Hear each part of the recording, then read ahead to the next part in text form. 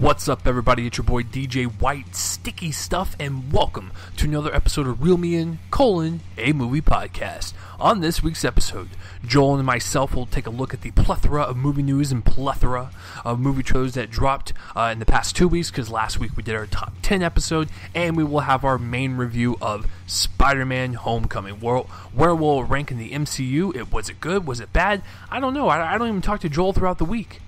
Joel's like an enigma. I see him on Sundays, I talk to him, and I find out his thoughts. So what's he going to think about? What am I going to think about it? Well, you're just going to sit down, relax, and find out.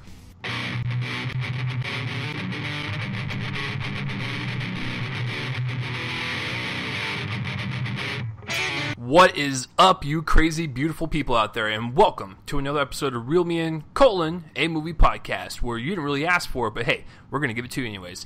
This is a podcast where my co-host and I will talk anything, everything, or just anything about movies. I'm one of your co-hosts, Chase Lee, and guys, listen, if you were, searching on the internet for, like a recipe, or you want to buy a book off of Amazon, or, you want to purchase like a midget, illegally or whatever, I don't know what you do on Sundays. It's okay. But if you accidentally came across our podcast and you're not a movie fan, well, hopefully we can convince you to be one. This is episode 190, which, Joel, I don't know if you know this, but 190 is 10 away from 200, so we are on the road to episode 200,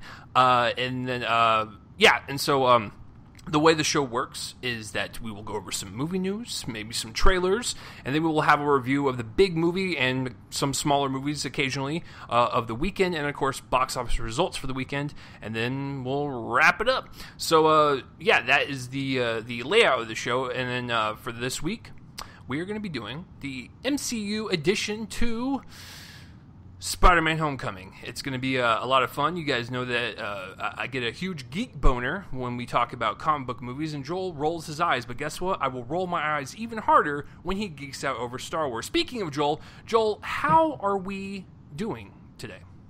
Well, we have had dramatic weeks, I know, but nevertheless, it's been interesting. It's been an interesting couple of weeks. We've been away for kind of about a week and a half, I guess. It's true, so, Joel, I missed you. Yes, I know, right? Yeah, I know. I mean, everyone knows that, like, you and I are a thing. Like, we bang on the side, we go see movies together. We have a pretty nice relationship, but how's the job going? It's going pretty well. Yeah, settling in nicely. Yesterday we had the biggest. Our store buys in movies a lot. Mm-hmm. So one of the perks of shopping there is that you can sell movies to us as long as they work. And we had the biggest buy yesterday ever. Like, a guy brought in 500 movies, and shit. Yeah, I left before finding out how much he got for them, but pretty impressive. He had a pretty impressive collection, and apparently that was like only 1/5 of it. I don't know, man. It's crazy what people bring in. But it's a lot of fun. I really enjoy my job. The folks over at Movie Trading Company are awesome. Yeah, I will eventually have to go over there and wring Joel dry of his employee discount. But I don't like to shy away from you guys. I don't like to hide anything from you guys. I'm just going to be upfront with you guys. I went through a breakup a few days ago, so I might be a little mentally unhinged for this week. And you're probably thinking to yourself, you're already mentally unhinged, and Joel already knows this. So I might go overboard today. So if I say some shit that crosses the line, because trust me, I've crossed the line plenty of times, I apologize in advance. I promise I will get over it within a week, and next week will be a lot better. But I am excited to do this week's episode because Spider-Man Homecoming, came out, and I told Joel about my breakup, and I was like, well, this week is going to be interesting, and he was like, don't worry, Spider-Man will cheer you up, and you know what, it did. It cheered me up quite a lot, and I can't wait to talk about it. But first, Joel, we didn't do movie news and movie trailers last week, so we got a shit ton to talk about. Yeah, so a little bit of like behind the scenes information. I like to put a specific number of movie trailers and news that we talk about each week. It just controls the timing of the episode better, I think. So usually I whittle it down to 5 on both ends, but there's been so much that has happened and we've been away for like 10 days. And so I just kind of went crazy. Well, really, exactly 2 weeks, because we didn't, as you said, we didn't talk about movie news on the last episode. That was the top 10 of the year so far. And so yeah, it's an insane amount of news this past couple of weeks that has broken, and a lot of trailers. And in fact, I couldn't even include all of the trailers. I just kind of, there were I think a couple more Netflix ones that I could have included, but I just really wanted to go for the more theater ones, I guess. I did include one really good Netflix trailer, but nevertheless, it's been a crazy couple of weeks. Chase, I think I'm gonna hand it over to you for this first one. Let's blow through this one pretty quick. Okay, yeah, I mean, this one makes total sense to me. But Samuel L. Jackson, good old, do you speak English, motherfucker? Do you speak it? I fucked up that line, but if there were ever like a calm reading of Pulp Fiction, that's probably how it would sound. Samuel L. Jackson. He, speaking of the MCU, he plays Nick Fury, and I remember in 2008 seeing his bald ass at the end of Iron Man going, "We're gonna set up the Avengers," and you're like, "Fuck yeah, we will!" And we are here almost 10 years later, and it's quite magical to see him kind of sprinkled throughout all these movies.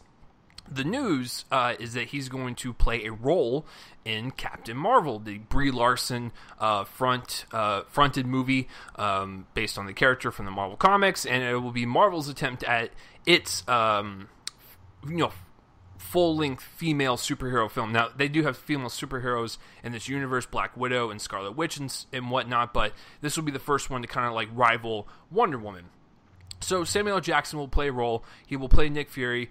This makes perfect sense. It's just, speaking of Spider-Man, it's like the Spider-Man syndrome where, Tony Stark was kind of sprinkled throughout the movie to kind of help boost it into the zeitgeist of people's minds that, this is a part of the MCU. It makes total sense. I mean, all these movies have had some type of cameo or a side role supporting from, a plethora of all the characters. Captain America Winter Soldier had Black Widow and Nick Fury, case in point. So will it be a small cameo role like he had in Age of Ultron where he popped up creepily in a barn, or is it going to be like Winter Soldier where he's going to have a really kind of meaty supporting role? Either way, makes sense business-wise. I'm trying to picture it, Joel, what the chemistry between Brie Larson and Samuel L. Jackson is like. It's kind of weird. Yeah. But then again, Samuel L. Jackson is one of the most charismatic people on the planet. I'm sure he can make it work. But having Nick Fury kind of come in and mentor this new superhero that we're going to be introduced to makes sense. I'm excited to see him in this movie, whether it be small or, like I said, in creeper barn mode in Age of Ultron. So, Joel, I'm assuming you're kind of indifferent on this because, that, no matter which MCU movie we're going to see in the future, it's always going to have another player from the universe in it. Right, yeah, I mean, it totally makes sense, although we haven't seen him since Age of Ultron. Correct. So, which is interesting. And this is not coming out until, 2019, right? Yes. So, couple years on now, and obviously he's probably going to be in Avengers: Infinity War. I mean, it has to be, but I would hope so. Nevertheless, I'm excited. I love Samuel L. Jackson. He was the only tolerable part as Nick Fury in Iron Man 2. I thought that's a movie I hate. What's funny though is I say this and this is kind of a confession. I did not see live in theaters when everybody else did the post-credit scene in Iron Man because I didn't know about it. Well, yeah, because that was the first one. So you just leave the theater and you're like, well, that was a great movie. Then you hear people talking, and you're like, what the fuck did I miss? Right. And so I finally, I watched the movie again on DVD and I finally saw it. But I mean, it was funny because I had to wait several months to know what people were talking about. I didn't want to watch it on YouTube either. Just kind of take some of the magic out. But I mean, I love Samuel L. Jackson. He's delivered some of my favorite performances, particularly in Tarantino movies, and I think that he's got a certain kind of charisma in in blockbuster movies, and it's really infectious. You know, I thought that he was a lot of fun in Kong Skull Island. Kingsman. With in Kong Skull Island with Brie Larson. Yep. Speaking. I even thought that he was solid in The Legend of Tarzan. Not a movie I like, but I thought he was good. I love him in Hateful Eight, Django Unchained. He was terrific. I mean, the guy's one of my favorite actors. He's probably my favorite actor of color. I have to think about that, but nevertheless, he's one of my favorites, and I can't wait to see him back. I think he gives a lot of credence to a role that could have just been throwaway. Mm-hmm. You know, really, it could have been just any old guy who doesn't give any effort. But you know, he gives effort even when he feels like it's a waste of his time. And it's not that this would be one of those, but nevertheless, I think that it makes total sense to bring him back into the fold. That's the thing about Sam is that he always brings it. No matter what movie he's in, it might be the worst movie on the planet, but God damn it, that man is having so much fun. Absolutely. All right, so shifting arenas here completely. You know, I loved the movie 13th last year. That was the Netflix documentary about the 13th Amendment and the possibility that slavery still exists, just in the form of incarceration. And its director, Ava DuVernay, is planning another outing with Netflix, except this one's going to be a lot bigger. In case y'all are not aware of this case, in 1989, the year I was born, there was a sexual assault of a jogger in Central Park, and there were 5 men who were charged with the crime. They were later found innocent, but before that happened, Donald Trump, yes, the man now our president, put out a full-page ad in the New York Times calling for their execution, which led to a lot of trouble for the entire case. And so Ava DuVernay is taking this on in a 5-part Netflix series that will span the entire case. I can't wait for this. There was a documentary a couple years ago that I missed. I need to see it, called the Central Park 5. That's what they came to be known as.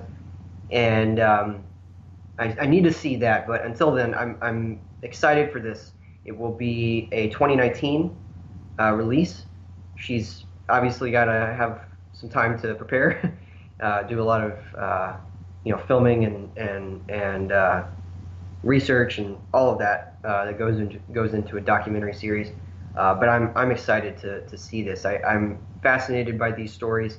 I would love to see someone do a series about another one. There was a movie a couple years ago called Murder in the Park, which was a documentary about a similar crime in a different place.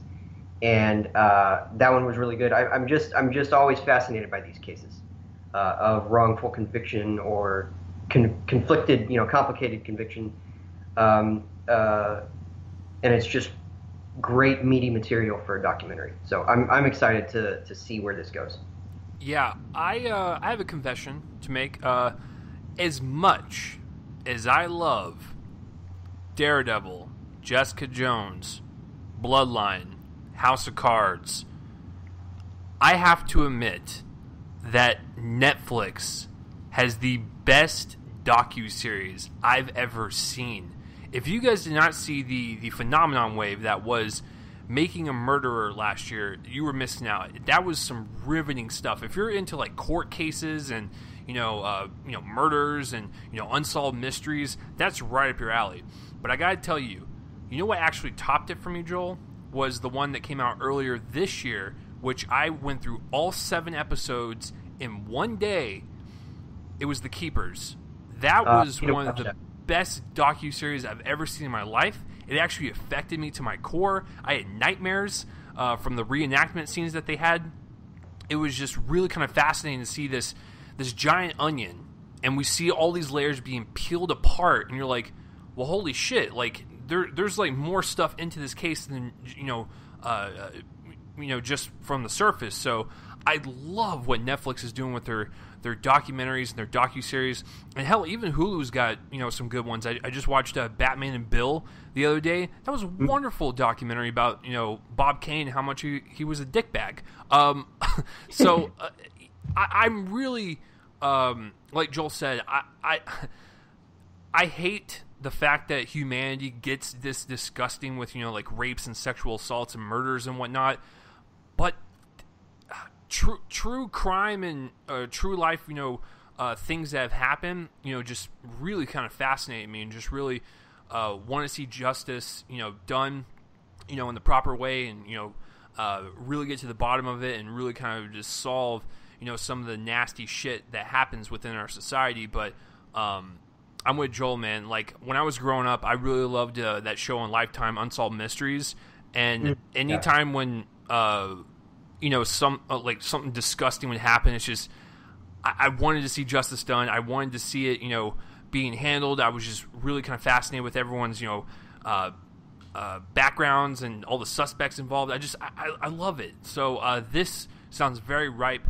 for a docuseries. I can't fucking wait, man. Like, I'm telling you, like, I have recommended a lot of shit on Netflix, but I can tell you right now, The Keepers and Making a Murder are my two favorite things they've done so far, and they're two docuseries. Like, I never thought, like, I would be riveted from, a 10-hour documentary and a 7-hour documentary, but I was, and they're really well done. But Joel's right, though. She's got A Wrinkle in Time first, so she's got to finish that up. And documentaries take a very long time for research and whatnot, so I wouldn't be surprised, Joel, if we don't see this until 2020. Right, yeah. That's I mean, I think that I read that it was like planned for late 2019, so I wouldn't be surprised. Yeah. If it gets pushed back with stuff that happens, and So there's I'm excited about it, and there's another director who's taking on some history, and for FX, who is this?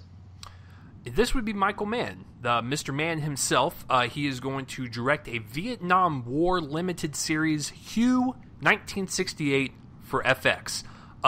Yes. If you guys have never seen The Pacific or like Band of Brothers, you got to get on that shit. Like, it's some of the best mini series I've ever seen, and they're both war related. Because they just feel so epic in scope, and they were made for the small screen, and that these type of stories are ripe for epic filmmaking, even though it is on FX, which is by the way killing it with their shows, whether it be People vs. OJ, Fargo, hell, even their comedies are great. It's Always Sunny and The League and whatnot. But Hugh 1968 is based on a book, and it's it tells the account of the siege in Vietnam War that became a turning point for the American involvement in the war. So I don't know much about the history of this particular event, but I am a sucker for anything war. My favorite war to kind of do research on is I have two. I have the Civil War and World War II, but I haven't seen many films, based with or Vietnam based. Now there are some out there, but it is a war that hasn't really been, touched in a while. Usually we get a bunch of World War I films and a bunch of World War II films, but all the other wars are kind of left to the side. And this, based on a true event. So, war. Michael Mann, who is a fantastic director. FX, which has been pumping out some great stuff. This is a recipe for success. So there's really nothing more for me to talk about. But I like I said, I've been very impressed over the past, I'd say 5 years of what FX is doing. They're actually so good that they're rivaling, HBO and Showtime and Stars and stuff. So I'm really proud of them for just taking risk and doing stuff like this. So I don't know who the hell is running FX over there, but they've got their shit together, because they're really doing some good stuff. So Joel, I don't think we've ever talked about this. Are you a big war film or war TV show type of guy? Because I don't think I've ever asked you if you like the war genre.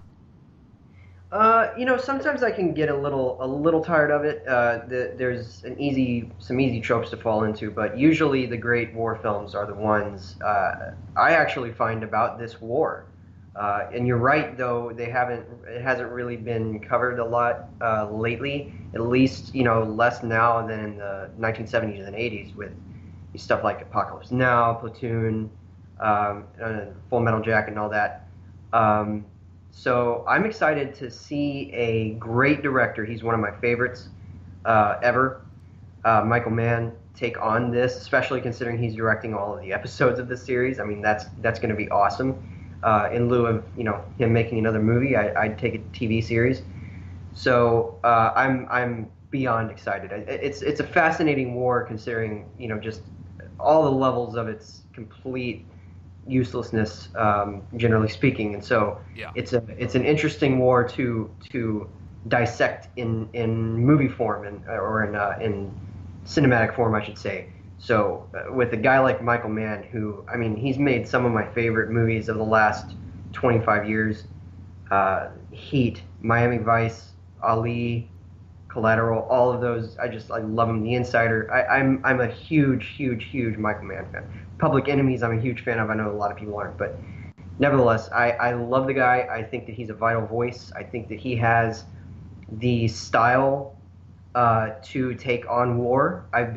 He's really not directed anything war combat related since The Last of the Mohicans, and even that was much before Vietnam War. So I'm excited, really excited. Yeah, he's the type of director to where he's really good at suspense. So if he can make this like a really kind of like suspenseful, miniseries, it could be some really fascinating stuff. And I'm also really curious to see what type of style he's going to do.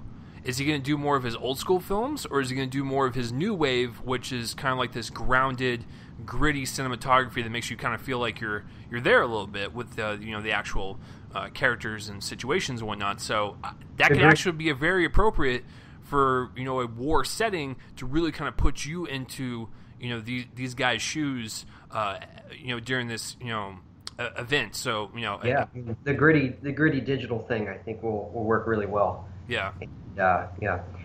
All right. So this next bit of news is really kind of just rumor, not really rumors. It's one man's pipe dream kind of thing. And I have to preface this by saying that I am friends on Facebook with Krisha Fairchild. I friended her on a whim and she accepted. Krisha Fairchild is the star of Krisha, which comes from the director of also It Comes at Night, from which we recently reviewed, and she has stated on her Facebook page before that her nephew Trey Edward Schultz, who directed those movies, really likes Kanye West, and in fact, one of his general creative inspirations is the rap genre of music. So that's a bit of little insider information there. But nevertheless, Trey Edward Schultz wants to direct a Kanye West biopic, which I find very interesting for two reasons, and I'm actually on board with this. I think that he should try to do this. Here's the thing: Kanye's got a very interesting story. He's say what you will about the man himself. I think that his music is unimpeachable, almost completely unimpeachable. I think he creates great music, especially his album My Beautiful Dark Twisted Fantasy. And I think that his history has informed that music rather well. It's very dramatic. There's a lot of twists and turns in his life that I think could lend themselves well to a biopic. And Trey Edward Schultz wants to be the man to do that. I say this is awesome. I can't think of a director more qualified for this, considering his he's basically come out and stated, like, Kanye West, I love the guy. His style is very inspirational to me. I think that this is something that needs to happen. So Kanye, you're not listening to this podcast at all, but if you are, go watch this guy's movies. I think that his style could at least, it'll automatically be better than All Eyes on Me, let's just say. And I think that he can bring back some of the credence to the musician biopic kind of subgenre of movies. And I'm excited to see if Kanye bites. I'm really intrigued by this. So. Well, first of all, Kanye's not listening to us because he's probably currently at a Coca-Cola plant trying to convince the CEO to put his name on the goddamn bottle. However, you're right. I mean, regardless of what you think of the man, his music has influenced a lot of people. His antics are a show within itself. He is currently the baby daddy to the reality star queen, if you will. So, I mean, the guy has one of those lives to where it would actually be very well done in a biopic. Mixing his life and his music and whatnot. So, hey, listen, I've never seen what's the first movie? Krisha, yeah. Krisha. So I've never seen that one, but we reviewed It Comes at Night, and I told Joel this, I told you guys this, and I still stand by it. The movie does piss me off. Still to this day, it actually, the more I think about it, it pisses me off, story-wise and, the ending and whatnot. But technically, as a film, cinematography-wise, lighting and acting and tension building, Trey Edward Schultz knows how to deliver in that aspect, and that's more of a horror film. So I'm actually really curious to see what he would do inside of a biopic. So, hey, listen, if Kanye bites and he wants to have this guy direct his biopic, which as much of a narcissist that he is, he's going to have a movie, based on his life one day. It's going to happen. I mean, the fucking guy is like in his 30s, I think, or 40s, or I don't even know. He claims he's probably like 21 or something, but he's going to have a movie done about him eventually. There's just no way he's going to let it go that long without one. So, hey, listen, Trey Edward Schultz wants to do it. I'm totally on board. Just make sure that the ending to the movie is at least satisfying and not like It Comes at Night. So that's my Of course, the most important question: who will play Kim Kardashian West?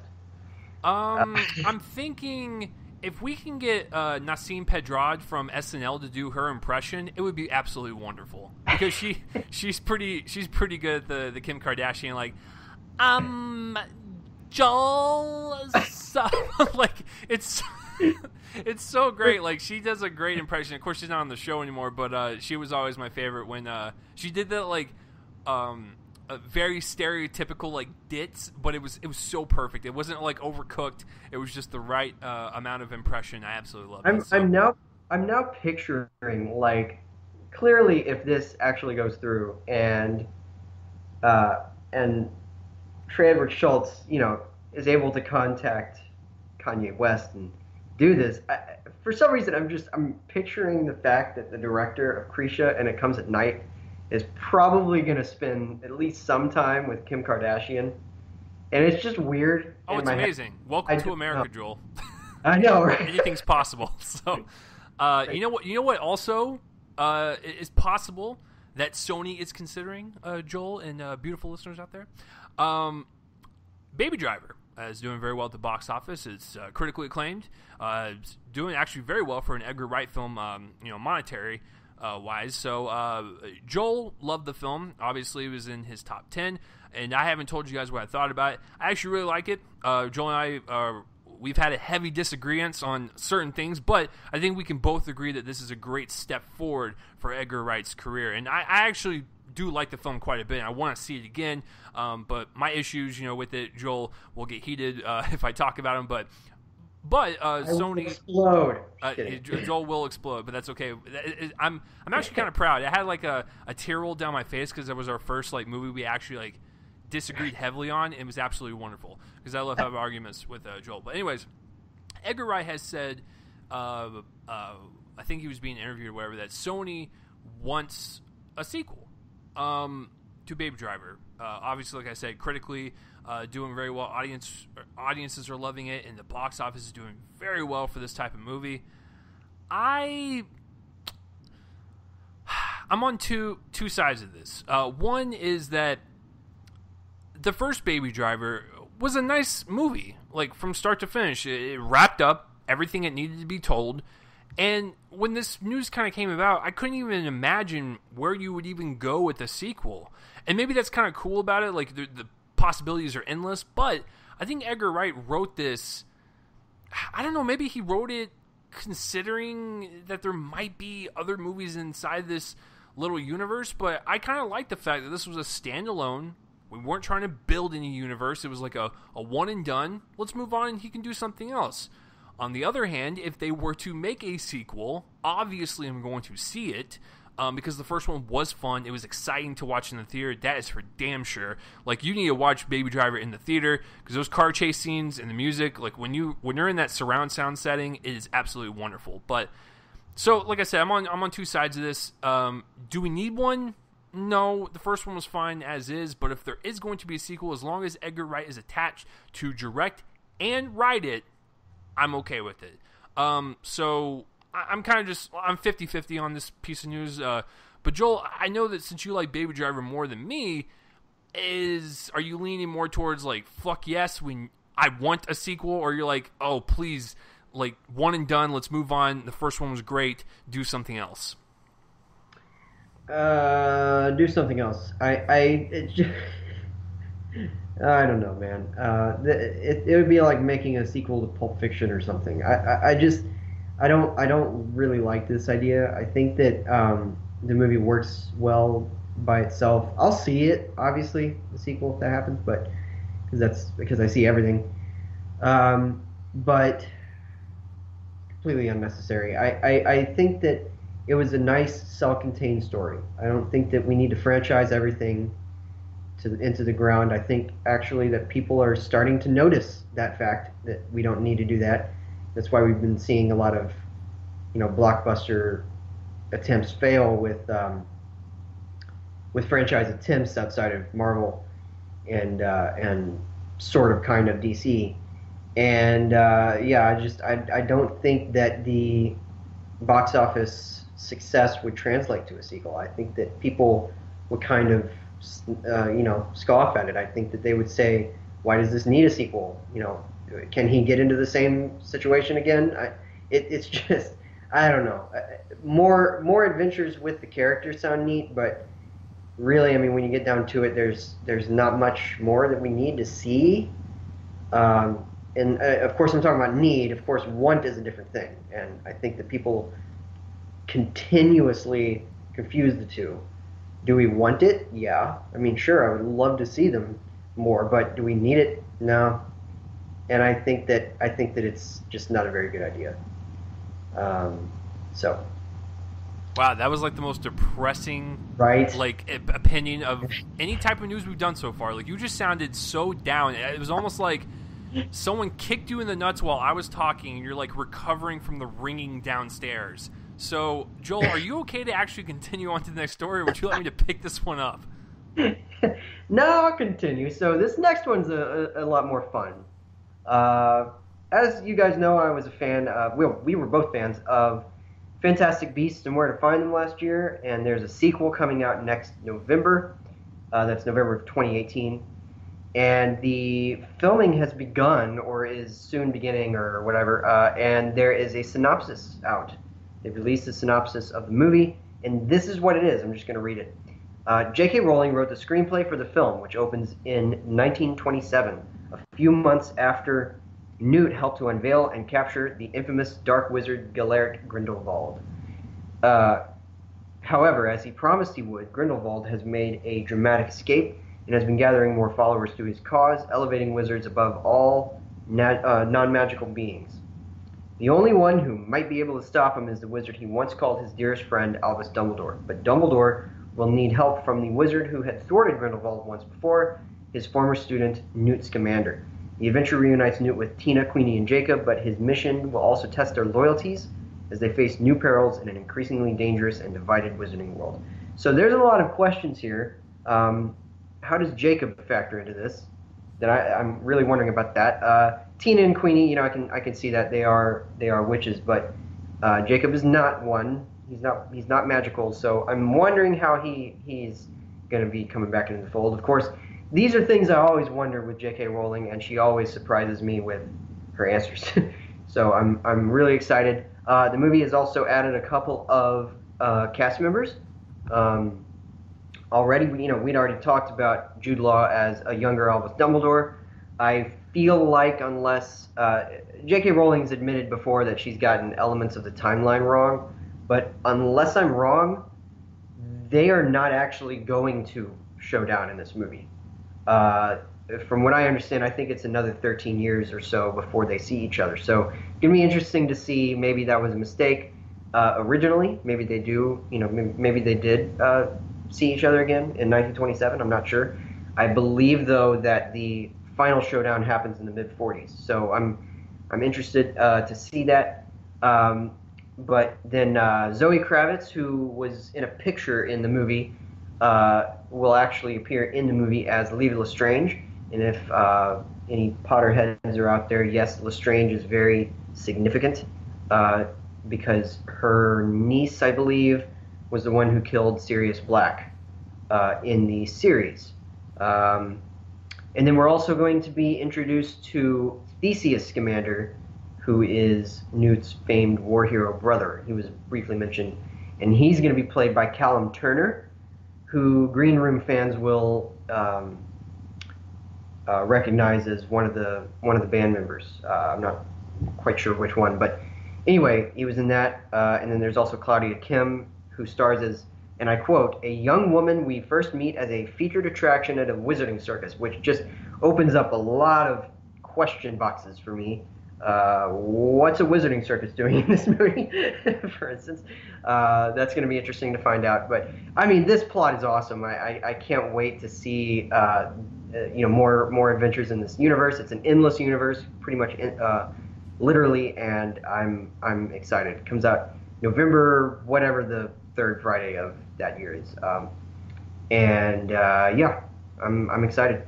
Yeah, if there's one franchise that Joel and I are like super geek out on together, like the one we like can find common ground on, is the Harry Potter universe. Now, for Fantastic Beasts, the first one, I thought it was a nice setup movie to eventually what we're gonna get, like the 5 movies that they had planned out. So, I mean, the sequel sounds cool, but like I said, I went into the first Fantastic Beasts with the high expectations of Harry Potter, and I shouldn't have done that because I was a little disappointed. It was still fun to watch. I enjoyed myself by getting back into this kind of wizarding world.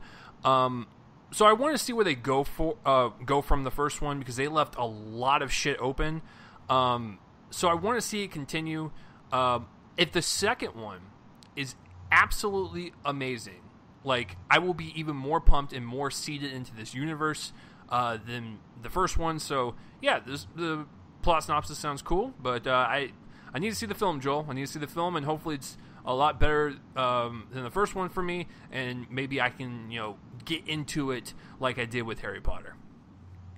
Yeah. Oh, I absolutely agree. I think that the first one did have some issues, but I was a fan, and I think that there's a lot of potential. Okay, so we're kind of having to blow through the rest of these because we're on a time crunch. But what's this next bit of news, Chase? What's going on here? Okay, this is very simple. And Michelle Rodriguez, if you're listening, sit down, drink your tea or whatever the fuck you're drinking, and listen up. So Michelle Rodriguez was very weirdly promoting the digital release of Fast 8, while also saying there needs to be more meatier roles for women in the films, or she's going to walk. Okay, so there has been meaty roles for women. I would actually say in the past 4 have been very well done in the female roles, whether you're talking Michelle Rodriguez's character. Jordana Brewster, I will admit, she's kind of just there, but she was more involved in number 4. I mean, you had people like Gina Carano, you had Gal Gadot, good old Wonder Woman herself, you had Ronda Rousey, terrible acting, but still kick-ass scenes. Like, that's the whole point with this franchise, is to have these kick-ass action scenes and just enjoy yourself. Shove the popcorn, hot dog, whatever the fuck you're eating, and just enjoy yourself.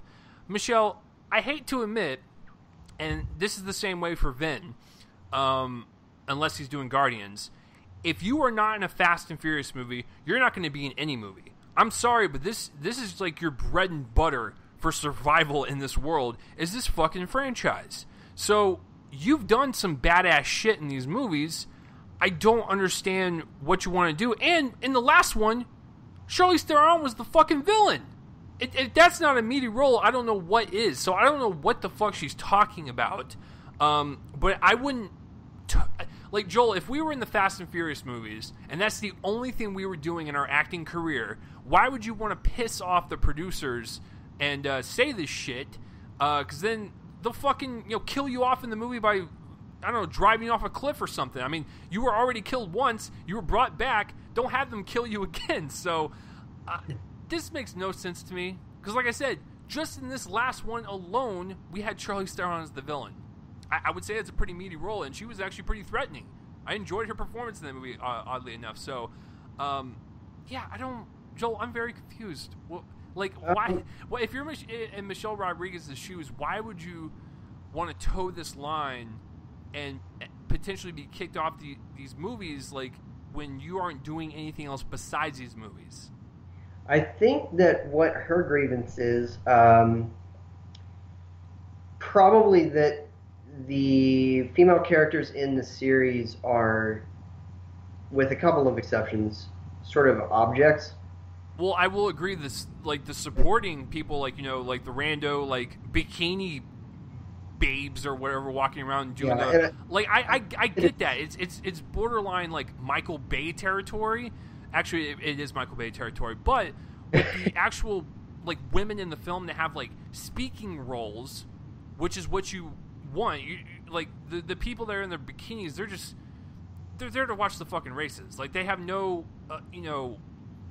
and see, that's on the films. Like, she's talking more of, like, more roles and stuff, but it's like all the women that have had, like, pretty, decent sized roles in these franchises have all been really awesome. So I don't know, like, what she's talking about. Yeah, I mean, that's where it gets weird for me, because nobody... this is a very masculine series, just generally speaking. Yeah. And not to say that couldn't change. I think that at some point maybe there needs to be, like, a shift in that. But nevertheless, right now it's a very masculine series. It's manly, if you will. But, this is where I think it gets weird, because I don't think anybody's expecting this series particularly to be all that, like, socially aware. It's about a bunch of car races. It's sort of weird, because while I get her complaint on a bigger level that there should be media roles for women in blockbusters like this, I think that this particular series doesn't deserve the significance of that. And that might be my, not being a fan of the series thing talking, but nevertheless, it's a very inconsequential series. As much as it's been a box office success, it doesn't really mean anything in the long run. It's just a bunch of car races. It's people have fun with it, and I think that to place so much significance and so many stakes on this seems a little unnecessary to me. Yeah, it's not the right franchise for it. Like, at all. Like case in point, Charlize Theron was in the last one. Yeah, her villain was fun to watch, but I'm glad that she gets roles now, like, like in Mad Max or something, which is a far superior action film that broke grounds. It's going to be remembered forever. Don't you want to, like, you want more roles in movies like that, where, like, yeah, that's also a masculine film, but Charlize Theron had the best part in that movie. So you, like you said, Fast and Furious is like, it's popcorn fodder. That's all it is. So that's, like, you don't all it is. Yeah, you don't want, like. I think that a much more important argument is there's an argument going around, and it has been for a while. It's quieted down since they started actually complying with this, but with Marvel, with people of color as characters in the movies, that was a bigger argument, and I think that was more important because Marvel is more significant to the Hollywood system. And so I think that that's a much more important argument. Place something of this significance on something like that. I really, nobody's watching Fast and the Furious to gain some sort of, as they call it, wokeness about this, about social awareness and social issues in this series. Not that it can't have that, but I think that something like that, it just seems oddly arbitrary to me, and so it's very weird. But nevertheless, let's move on, because probably nothing's going to come of that. I don't see her leaving the franchise. If she does, I mean, you're kind of right. Maybe she'll just join something else. I don't know, but nevertheless, she's got the Avatar sequels that will never happen coming up. But nevertheless, moving on. So a couple weeks ago, we reported that the Han Solo movie, which has yet to be titled, although I think it's just going to probably become called Han Solo, is going through some interesting things backstage. So it lost its directors, Phil Lord and Chris Miller, a couple weeks ago, and they were replaced rather unceremoniously by Ron Howard. But we learned a couple weeks ago, like just a couple days after that, that an acting coach has been hired for Alden Ehrenreich.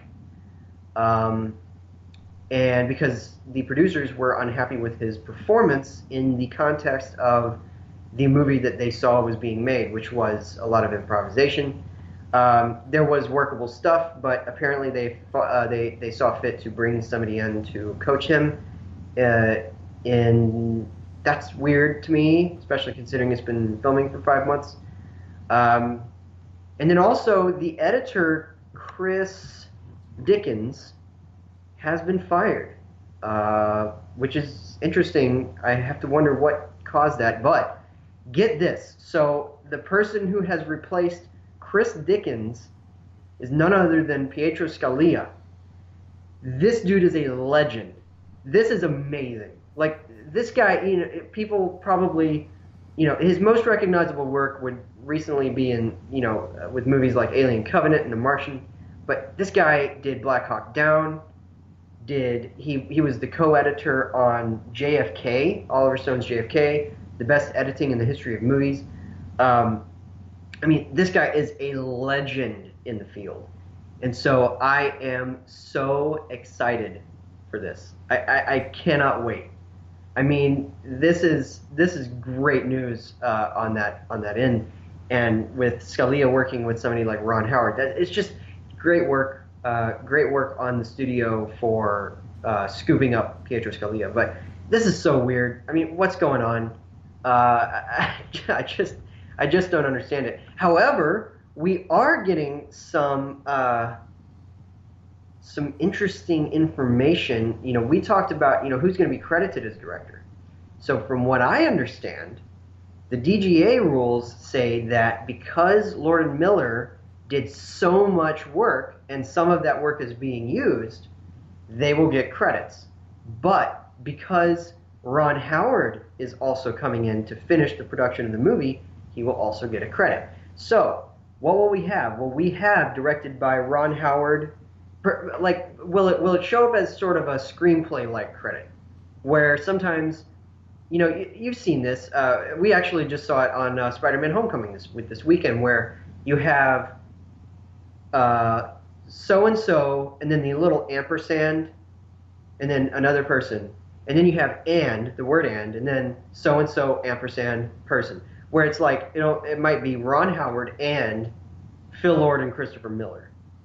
I feel like that's probably what's going to be the deal. Unless, of course, they do, like, directed by Ron Howard and then co-directed by Phil Lord and Chris Miller. Something like animated movies do that pretty commonly. Because this is not a Rogue One situation. Rogue One went through reshoots with a different director. Tony Gilroy took over for Gareth Edwards. But he didn't seek a credit, and he was only doing reshoots. In this case, it's the actual production of the movie, which is being hurried to finish in September. And I'm just real fascinated by this. I'm excited for the movie, but is it gonna feel like? What's it gonna feel like? It's gonna be very weird. What do you think about all this? I'm gonna keep it short and sweet because you're the Star Wars guy. Until we see a trailer, I got 5 words for you. It's a fucking mess. Like, what is happening? Like, what the? You've been shooting for 5 months. You look at all these dailies and you're like, Alden, we're gonna need that acting coach to come in here and pretty much do your job. Like, it's so fucking weird. Like, yeah, until we see a trailer, like you said, the tone of the film is what's gonna make or break this movie. Like, Jesus Christ, like, I don't even know where to begin on it, because you're right. Like, are they going to go more serious now since they didn't like the comedy? Are they going to keep some of the comedy? It's just, I don't even know what the fuck is happening. Like, I will tell you this, Disney, if you're listening, but you're not. D23, if you do not show footage or a trailer or something, you're going to be fucked. Like, I'm sorry, even like hardcore Star Wars fans are getting pissed at this news because it's so jumbled. It's so messy that you need to show a teaser trailer of some sorts to get people talking about it in a good light versus all this shit that's happening behind the scenes. Because to be honest with you, I'd rather see the documentary or the movie about the problems of this movie rather than the movie itself. So Hearts of Darkness 2. Yeah, exactly. So listen, that's my thoughts on it. It's a mess. It just needs to get your shit together, Han Solo movie. You're drunk as hell. So that is it for the news, guys. What a great way to end it. So yeah, let's move on to the trailers right now. But let us know down below for the news and the trailers what you think about all these stories. Joel, let's go ahead and run through some of these pretty quickly here. I will start off with the Bad Moms Christmas. You know what?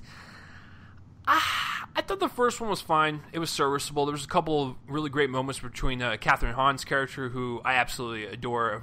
I've adored her ever since since I saw her in one of Joel's favorite movies of all time, Step Brothers. And so yeah. I like I said, I thought it was enjoyable. It wasn't like what people were making it out to be. People were saying like, "Oh man, this is like the best comedy of the year." Let's not take it that far. It was fine with like spurts of greatness. A Bad Mom's Christmas is coming out literally a year and 5 months later. I didn't care for the trailer at all. It was a Red Band trailer, so of course, let the F-bombs and, tit and dick jokes fly all over the place. I just thought they were trying too hard. It's also really hard for comedy sequels to be better than their original, or at least even be on the same par, and I just... Like I said, it's literally coming out a year and a half later. That is just so quick. I don't really like that at all. 2 years is a good minimum for me. It just seems so rushed and so quick, and you can definitely tell in the trailer. It just seemed like it just seemed like a rush project. So I really don't care, to be honest with you. It didn't really make me laugh, even with the R-rated stuff in there. But who knows? Maybe it's just the trailer. And it might be better. So, Joel, yeah. Bad Moms Christmas.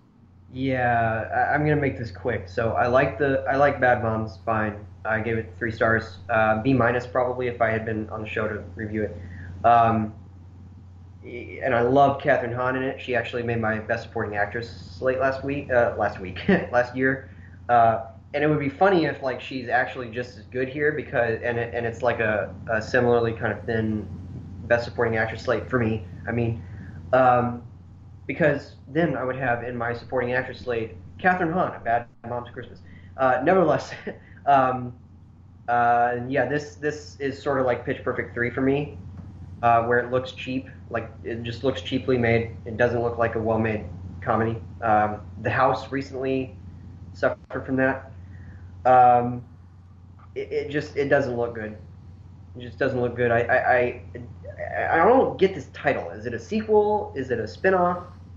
I have no clue. It seems weird that they have, like, if it's a spinoff, it's weird that they have a spinoff starring the same people a year and a half later.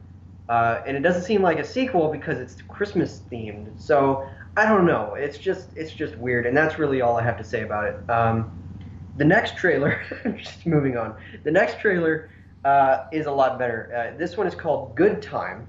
It comes from A24 and from directors Joshua, I think Joshua, Joshua and Benny Safdie, who directed Heaven Knows What a couple years ago.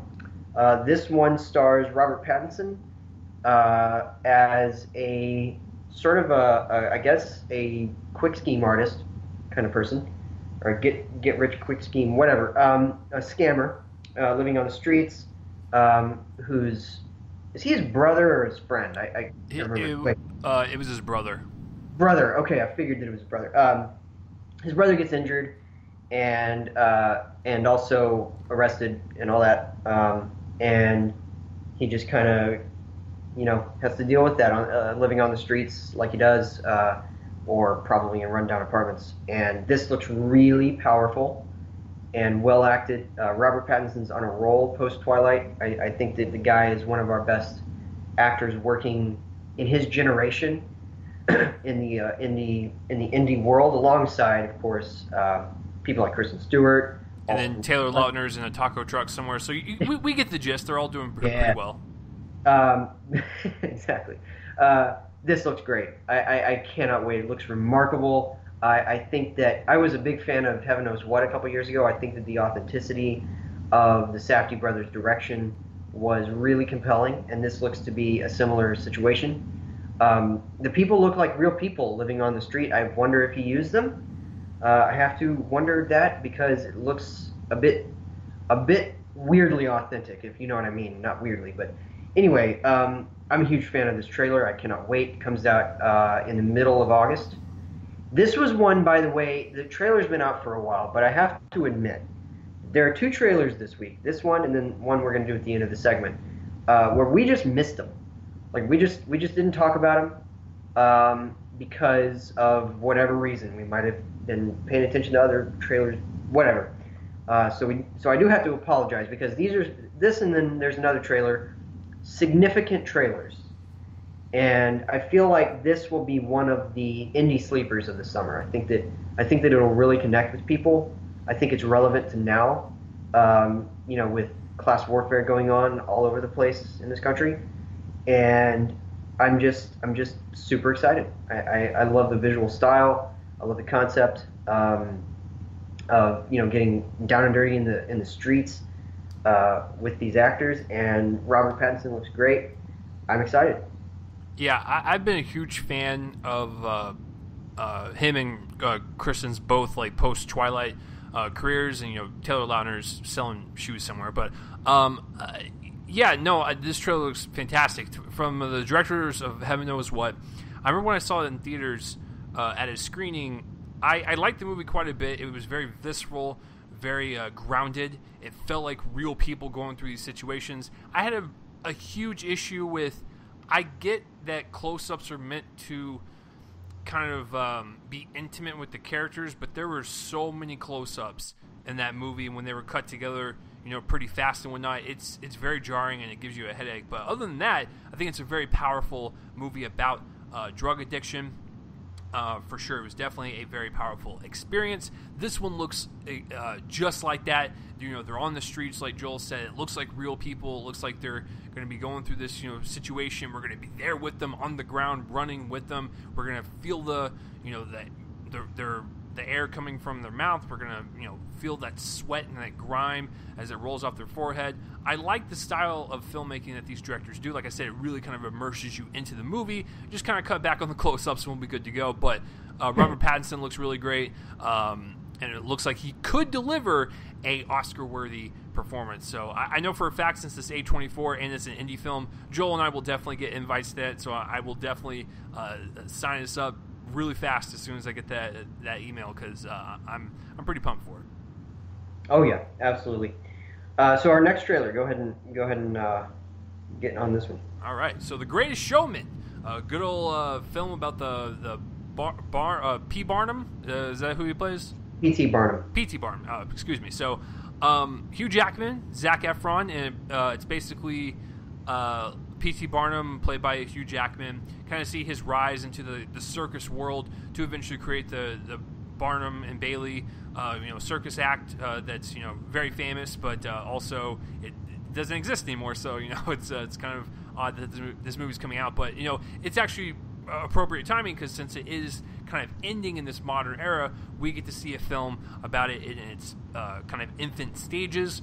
It looks great. It kind of has like that Moulin Rouge feel, that Les Miserables, like musical kind of whimsical aspect about it. But it could also kind of have some meaty, dramatic parts to it, maybe some light comedy. So it could just be a nice, like, wholesome family film, which is appropriate because it comes out on Christmas. Hugh Jackman looks great. This could be one of those rare cases where if it's a good performance, he could be in talks to be nominated for 2 movies this year with this and Logan. So, and I'm glad that Zac Efron is getting back on the horse and doing something that's not Baywatch. Because I've said this for years, and he's also doing Ted Bundy, right? Yes, yeah. Yeah, so he's doing the Ted Bundy movie. He's got this under his belt. Listen, the guy is super talented. Whether you talk about some of his dramatic work, or hell, he was really great in Neighbors. I thought that was a really well-written character, which, might seem on the surface like, oh, it's just a raunchy comedy with dick jokes, but his character was actually the most real person in that movie, and I kind of felt for him because I've seen people like that. So he's a talented dude, so I'm glad he's finally going to be in a movie that's not a comedy, that says Dirty Grandpa, Neighbors 2, or fucking Baywatch. Thank you, fire Zac Efron's agent. Seriously. But yeah, he looks really great in this. He's got that, High School Musical background under his belt, so it's going to apply to that. And Hugh Jackman is a really great showman in general, and he can sing. So I just think it's a great combination of actors, story, because I've always been very interested to see where this kind of circus act kind of came about. So another Hugh Jackman movie that could be a potential top 10 contender. I'm all for it. So Joel, we haven't, believe it or not, Joel and I don't ever discuss anything until on the show live in front of you guys, so it's all like natural reactions for us. We have not discussed this trailer together, so I don't know if Joel liked it or if he hated it. So Joel, The Greatest Showman, what do you got? I think it looks great. I'm very excited for this. It's obviously going to be historical revisionism. I'm sure about that. I know that P.T. Barnum was kind of a scumbag in real life, but nevertheless, I'm excited to see this. It looks like a really solid, production on an aesthetic level. I like the actors. There's a lot of actors in this movie too, so I'm excited. Looks really, really good, and it's going to be great Christmas viewing. I like you said, I think it's going to be family friendly. It might be PG-13, but nevertheless, if it is, it'll still be something that brings the families together. Our next trailer is a Netflix trailer. It's our sole Netflix trailer for the week, and this is Icarus. And oh boy, this is a documentary. Talking about Netflix documentaries about the doping scandal at the Olympics that Russia was pretty explicitly involved in, and this one tracks the entire scandal. I don't know much about the scandal. I didn't really do much in terms of like research into it, but nevertheless, this comes out in a few weeks. It looks like a really intense, very Russia's on a lot of people's minds for I don't know what reason. What could possibly be the reason? Their vodka? Totally.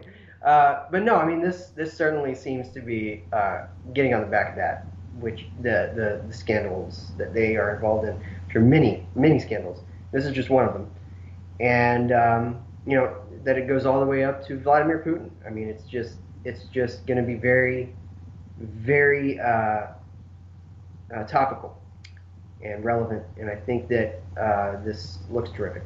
So. Yeah, you guys know that I don't normally cuss on the show. I try to keep this, PG programming, but holy fucking shit, this trailer was amazing. Dear fucking God, usually, when Joel sends me the notes, if I've already seen the trailer, I've already seen it, but if I haven't seen one, for obvious reasons, I'll be like, oh shit, I missed that one. I'll literally watch it 30 minutes before we start recording. I was riveted in that whole fucking 2 minutes. I was like, if this is what the movie's going to be like, holy shit, is it going to be amazing? Like I said, Netflix is on point with their docuseries or full length documentaries. They're fucking killing it. And someone actually brought up a really good point in the comment section on YouTube. I know they actually have some good suggestions in every now and then. Listen, Putin is notorious for killing people, like being involved in like people's like sudden disappearances that try to interfere with like his policies or just interfere with him in general. Joel, I'm actually like I'm not joking. This is a legit concern for the filmmakers. Like, I don't know what they're gonna do when this is released. Like, are they gonna have to go in hiding? Like they could end up dead before the movie comes out. Like, but no, it looks riveting. I love any type of like scandals in history, and doping in the Olympics is one of those things to where when you watch this trailer, you're like, dude, we suck. We suck as a species because we're so driven by greed and wanting to be the best that we have to dope up athletes to do that and not, win naturally, like, because you want to be the best because you got a small dick problem or something. I don't know. It's just when you watch this trailer, you kind of get disgusted of humanity just a little bit, but that's why I like it. It's because it kind of uncovers some of the shit that's happened. And I love any type of, like I said, scandal in sports.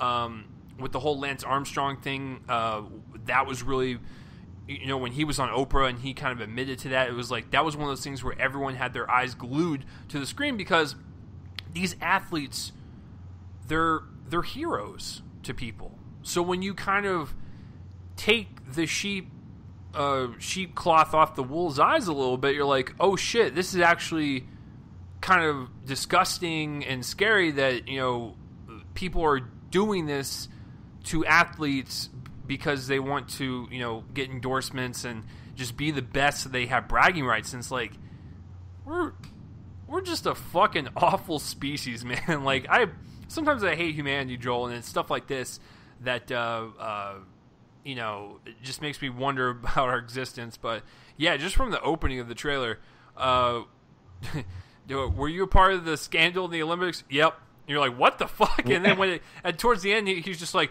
so Putin knew about all these like murders and all these steroid uses. Yep. I was like, what the fuck? Like, this guy is just like risking his life like for this documentary. So yeah, I'm gonna go ahead and just say it right now. That's my favorite trailer of the week. Like, I absolutely fucking loved it.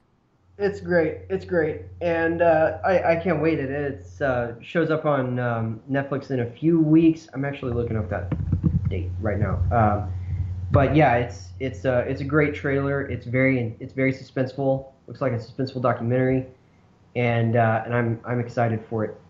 Let's see. So it comes out on the 4th of August. So awesome. I'm probably gonna be reviewing that week. All right, so our next trailer, switching gears. Yeah.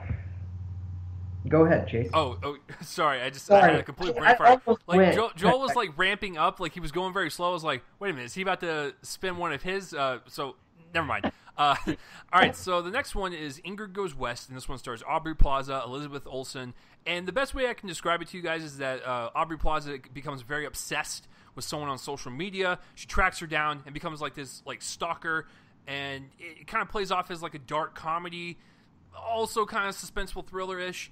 I gotta be honest with you guys, the teaser to this movie has been playing for like the past like 5 years, it seems. Every single time I went to go see an Alamo Drafthouse movie, the teaser would play, and everyone in the audience, including myself, would be like, what the fuck is this movie about? Because the teaser was just like quick shots of like Aubrey Plaza taking pictures, talking to Elizabeth Olsen in one scene, and at the very end, like some dude like made a really terrible joke, and I was like, this is a terrible way to sell your movie. I don't know what the movie's about. The full trailer does that, and I actually kind of like it. It's like I said, it's kind of like got this dark comedy vibe, but also could turn into like a suspenseful thriller of obsession and of Aubrey Plaza not really knowing who she is anymore, like really taking on this identity of another person and being very mentally unstable. So I've been really worried for Aubrey Plaza post Parks and Rec because she's really great on that show. Her and Chris Pratt's chemistry are really great. They play a couple on that show. Her movie choices have been not good, to say the least. When you're coming out of the gate to, like, you know, Dirty Grandpa, it's not really boding well for your career. But I've always liked her independent work a lot more. And I just saw The Little Hours last week. Terrible. Didn't like it at all. She did produce the film, so I will give her credit that she tried. She actually, you know, put work into it to make it feel like an authentic film in that time period. It's just the whole movie didn't really work for me in terms of the comedy and the story. But nevertheless, I'm still curious to see her projects that she is willing to take on. Another small one that I really enjoyed her in, The To-Do List, which came out in like 2013, I believe. That was actually really charming. I actually really liked it. It's one of those like old school, like it felt like a 90s R-rated raunchy comedy, and I really enjoyed it. But this one, it really looks like she can kind of push her acting to the limits a little bit since she's got to play someone unstable. So I don't know. Like I said, the teaser trailer, I didn't like it at all. But this trailer, I actually kind of enjoyed it. So, and we also get to see O'Shea Jackson Jr. finally do something after Straight Outta Compton, which also seems like it came out 5 years ago. It was only 2. So I'm excited to see where his career kind of goes and see if he can kind of go on a different path from his father. So all in all, I want to see it. So Joel, did the trailer do anything for you? Oh yeah, I can't wait to see this. I actually saw The Big Sick yesterday, and this is the first, and the trailer played in front of it, and that was the first time I'd seen the trailer. I had not seen it otherwise, and yeah, I mean it looks really, really good. Aubrey Plaza looks pretty terrific in it. I think that there's, you know, some creepy elements there. Maybe not like horror creepy, but you know, just creepy, stalkery elements there. It could turn into a drama. Perhaps there is a compassionate reason or a sympathetic reason that she does this. We don't know yet.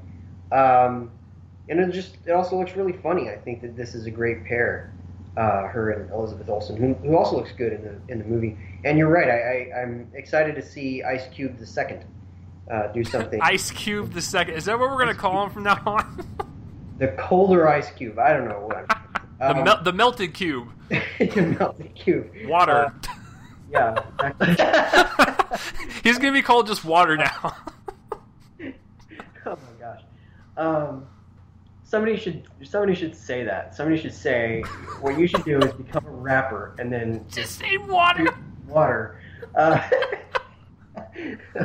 Or he could be the gas version. He could just be Steam or something. Well, no, that would be his son.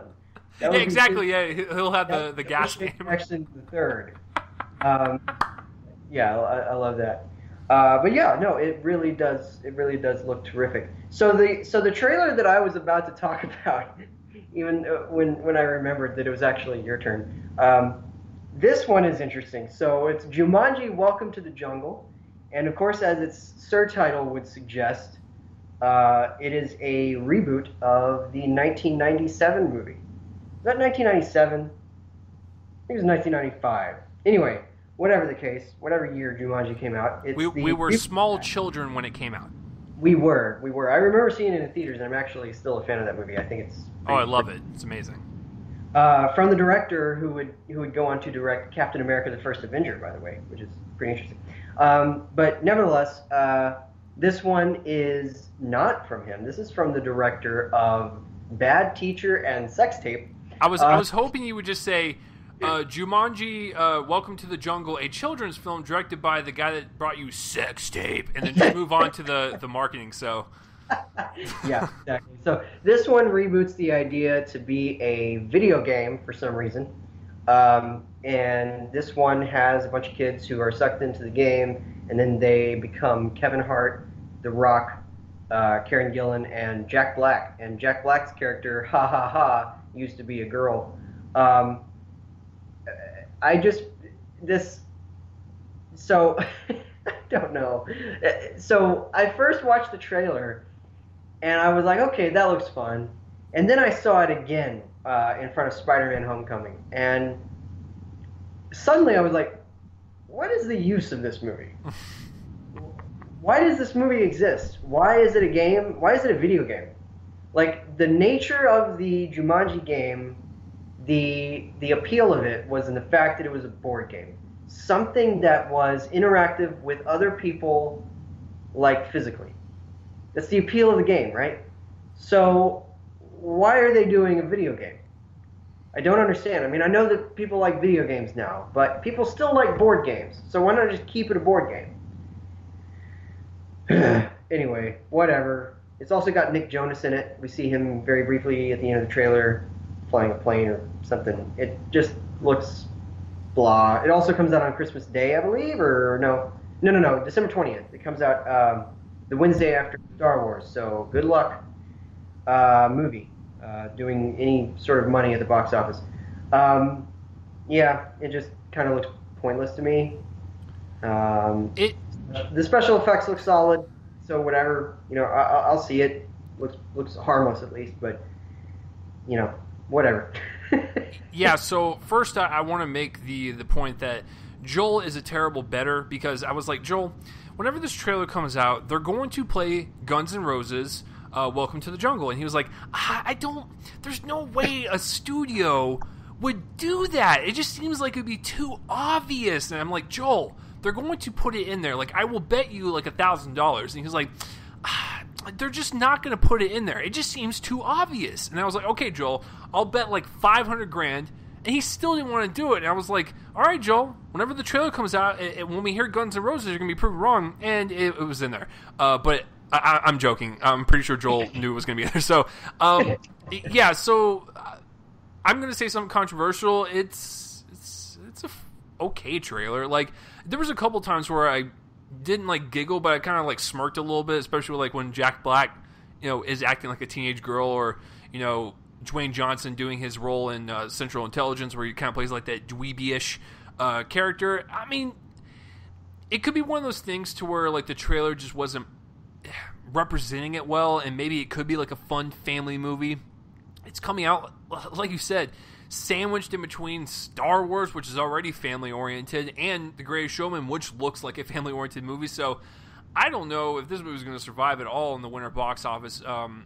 Unless it gets good reviews, it might jump up a little bit. But yeah, I think at the very least it looks like a fun family movie, and if they play along with like the Goosebumps crowd, which did pretty well, which also, you know, ironically starred Jack Black, then it could work. But yeah, it's very crowded this holiday season, and I think this movie will be buried. But the trailer was fine at best. But I will agree with you, the special effects look very awesome. Like, I kind of wish it was a board game, but having it as a video game does, I guess, does lend itself to more like, I don't know, more like action heavy scenes. I don't know, like that, the thing with Karen Gillan in the trailer, like doing that fucking kick, that was cool, I guess. Like, I don't know, it could be something special. It could. Yeah. But I don't know yet, but this trailer was not a good representation, and god damn it, they played Guns N' Roses at the end of it. So I knew it was coming. I was like, Jesus Christ. They subtitled this movie Welcome to the Jungle. If they didn't pay for the rights to Guns N' Roses, then they're fucking idiots. Because I knew, like, I would have been actually shocked if they didn't have that song in there. So Chase, just so you know, I decided that I wanted to segue. I wanted to do the segue into the next trailer. And I'm very, very proud of this segue. Oh, no. Oh, well, okay, guys, here's the deal. Like, Joel's dished out a couple of them in the past few months, and some of them have been pretty good, and some of them have been pretty, you know, ish. So. I'm not really good at it either, but Joel, you're putting yourself on the line right now. What's the segue? All right. Here it is. Speaking of pointless movies. Oh, you son of a bitch. You son of a bitch. Go ahead, Chase. God damn it. All right. Okay, so My Little Pony. Yeah, it's a trailer to a show that's popular with men that are Joel and I's age, and even older. Listen, I realize that the whole brony phenomenon is a thing. I realize that adults get into the show. I can't do it. I can't get into like that very sugary coated, colorful cotton candy looking motherfucker. I can't. Some of my friends actually like the show. One of my closest friends who graduated I think number 5 in our class in high school, and there was 360 of us. He fucking likes the show. It's not for me. But the fans of the show, I think will like it. They're going to be the only ones that will see the movie, and it's going to be extremely awkward when Uncle Steve goes to the 3 p.m. show on Saturday, and he's by himself, surrounded by a bunch of little girls and their parents. It's going to be fucking awkward to explain to these families oh, I like the show too. Oh, by the way, I'm 47. So it's it's going to be really awkward for those two audiences to collide. But you know what, Joel? God bless them. They have a movie coming out.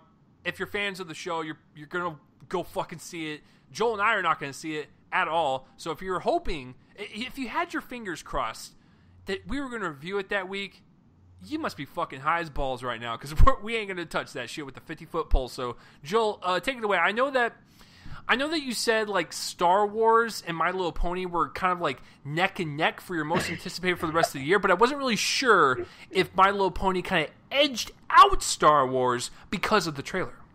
Oh yeah, I mean it's the most important cinematic work of our time. No, but actually, I'm going to have to disabuse you of the notion that I'm not seeing this. I'm going to be seeing this that night with Blade Runner 2049. They come out the same day. Oh, you sure as fuck aren't. I will kidnap you, sir. I am not going to let you expose yourself to that colorful trash.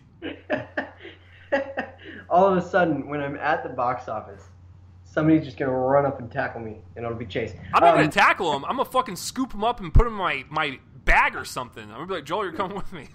This looks completely pointless and useless, and I'm going to tell you my history with the series is this. The last week when I saw this trailer, I watched the first 10 minutes of the first episode and then turned it off. Yeah, I mean, it looks useless. It's obviously trying to be sort of a 2017 answer to movies like Pokemon the first movie and Yu-Gi-Oh the movie and Harold the movie. Everything with the movie after it, basically from the late 1990s and early 2000s that was adapting a popular animated series, and all of those were bad. So this is probably going to be in the same vein. Well, I say all of them. The Wild Thornberrys movie was good, but other than that, they were all basically useless, and this looks pretty useless. This gave me some major Powerpuff Girls vibes. And yeah, I just name dropped a bunch of stuff, and I'm a 27-year-old man. All right, so our next trailer is probably going to make a big dent in the awards season, and that is Patty Cakes. This is the other trailer that dropped a month ago, and then we just never covered it.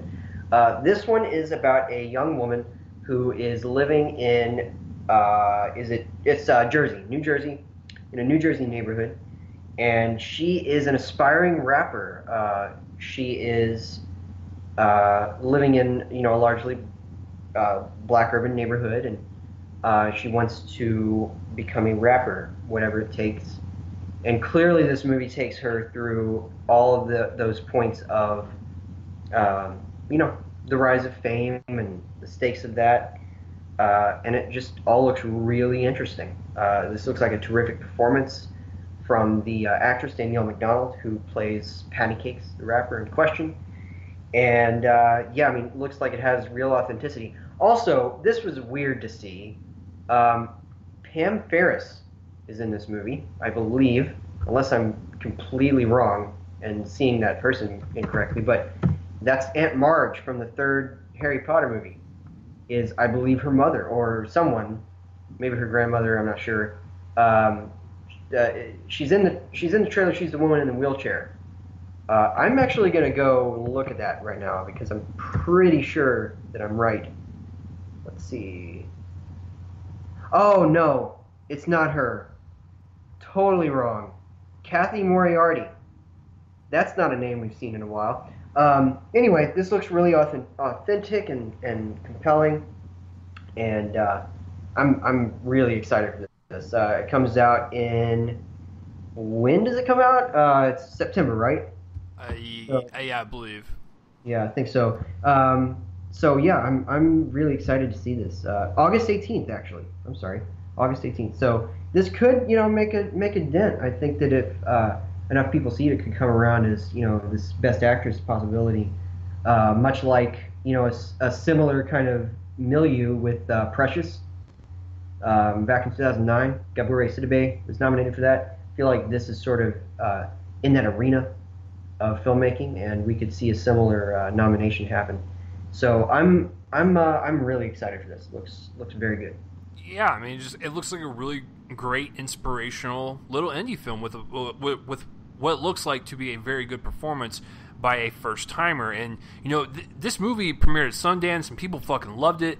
Joel and I could have seen it 3 months ago at the Dallas International Film Festival. It was one of the last films they played on the very last day. I don't know why they didn't do more showings for it, because like I said, it seemed to come off this popular train back in January. But yeah, it looks fantastic. I can't wait. I'm sure Joel and I will see that together when we get the invite. It's Fox Searchlight, so that they're them and A24 and Sony Pictures Classics are usually, and now Amazon are usually the front runners for the indie films and the award season and whatnot. So yeah, I'm curious to see how it does, and I'm looking forward to it. So that is it for the trailers, guys. What was your favorite trailer? I think Joel and I can both agree it was Icarus. Yeah. Yes. Absolutely.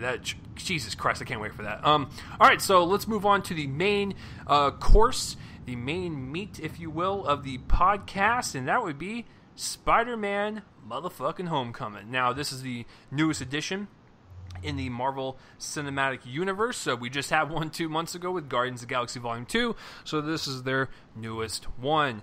A little history with me, just real quick, with the Spider-Man films. I have seen the Sam Raimi ones, and I've seen the Mark Webb ones. I like the first one. I like the second one. Third one, it's whatever. The Amazing Spider-Man, it's the same type of feeling. First one, it's fine, it's good. And the second one, we will never talk about ever again. I gotta tell you, I'm just gonna say this, and I'll throw it over to Joel's history with the movies, but I love this movie, and I actually think it's the best representation we've ever had of this character. So that's kind of my opening statement, if you will. So Joel, what is your brief history with the other incarnations of this character, and say whether you liked it, loved it, hated it, so, and then we'll break it down. Okay, so I'm a huge fan of the Sam Raimi movies. I love all of them. My favorite is the third one, and I'm like the only person, or one of maybe three.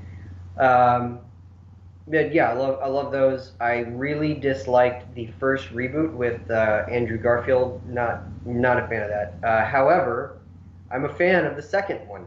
I'm one of very few in that. Joel, the exit door is to the left. Do not do not trip over the aisle while you're exiting the aircraft.